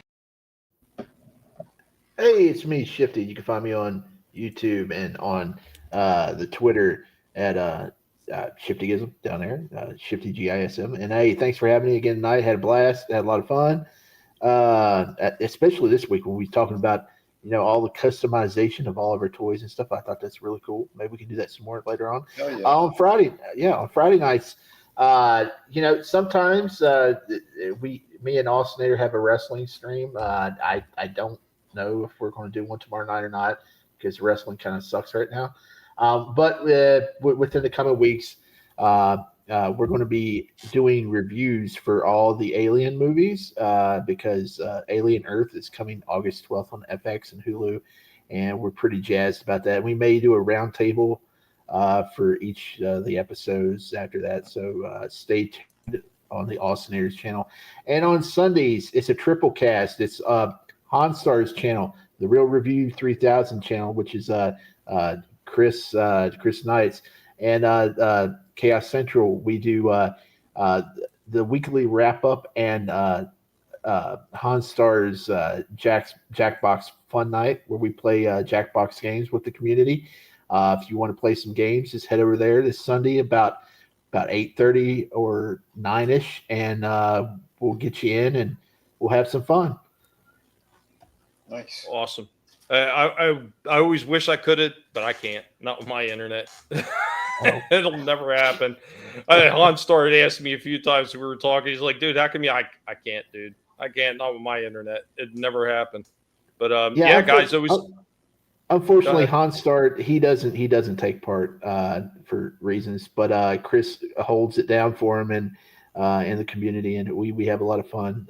Even we try to hold the candle and carry on what Honstar started. Yeah, I know things get in the way and everything, so unfortunately it is what it is. But yeah, it's still awesome that the guy's doing. I'd stop in when I can. Sometimes I take part in the chat. Sometimes I just watch and just see what's going on. listen to the hilarity of some of the answers and shit that they have for when they're doing some of those things, because it can get quite hysterical. Yeah. But yeah, thank you, Shifty. We're going to pass it on over now. Ascending fools! There's no escape! Yo, there is no escape. Yes, tomorrow tune in. We got crazy topics over on the Friday underground stream, but we're gonna be doing 2 streams tomorrow night. So after Slashers, we're gonna be doing the first John Wick back on my stream. So we'll do a little one around 5 p.m. and then I think it's gonna be closer to 9:30, maybe 10. Yeah, we're gonna be watching John Wick later in the evening. So come tune in. I wanted to start those. We'll probably end up doing them on Fridays because those 4 movies are great. I know Slasher's been he hasn't seen them, so yeah, we're gonna be covering them. So it's gonna be a good time. But tomorrow, we're gonna talk about some crazy stuff, including what's going on possibly this weekend. There's some, for those who were unaware, stock up on some things, some much needed supplies if you need them, because there looks like there's some weird fishy stuff going on, and we're going to be covering all that tomorrow anyway, and kind of what started it, all that stuff. So yeah, and if you can avoid it, don't go out Saturday. Yeah. If you're in Florida, though, and you get surrounded, DeSantis said you could legally run over who you want. I mean, if you're in jeopardy, if your life's in jeopardy. You could turn into a crazy taxi driver. Yeah. So, we're going to hit that stuff tomorrow. And a few other things. So, tune in. Guys, girls, thank you so much. Wherever you're watching, if it's my channel, Tommy's channel, or over on Twitter. You guys are awesome. Have a good night. Thanks, Vinnie. Thank you. And real quick, Ancient One posted a rating. He's got a target right there. It's a Trap Plays over on YouTube. Guys, if you want to be so kind to go over there and watch It's a Trap, play a game. Go ahead and let everybody know. Hashtag week raid. The week raid. I'm sorry. Guys, thank you for joining us. And we'll be back next week. Of course, as Vinnie said, stop in tomorrow. We're going to get into more hot button topics and have a little bit more fun laughing at some of these idiots, because that's what we do. And of course, we will be back next Thursday with another awesome toy stream. Hope that you all have a good one. Take care, everybody. Peace.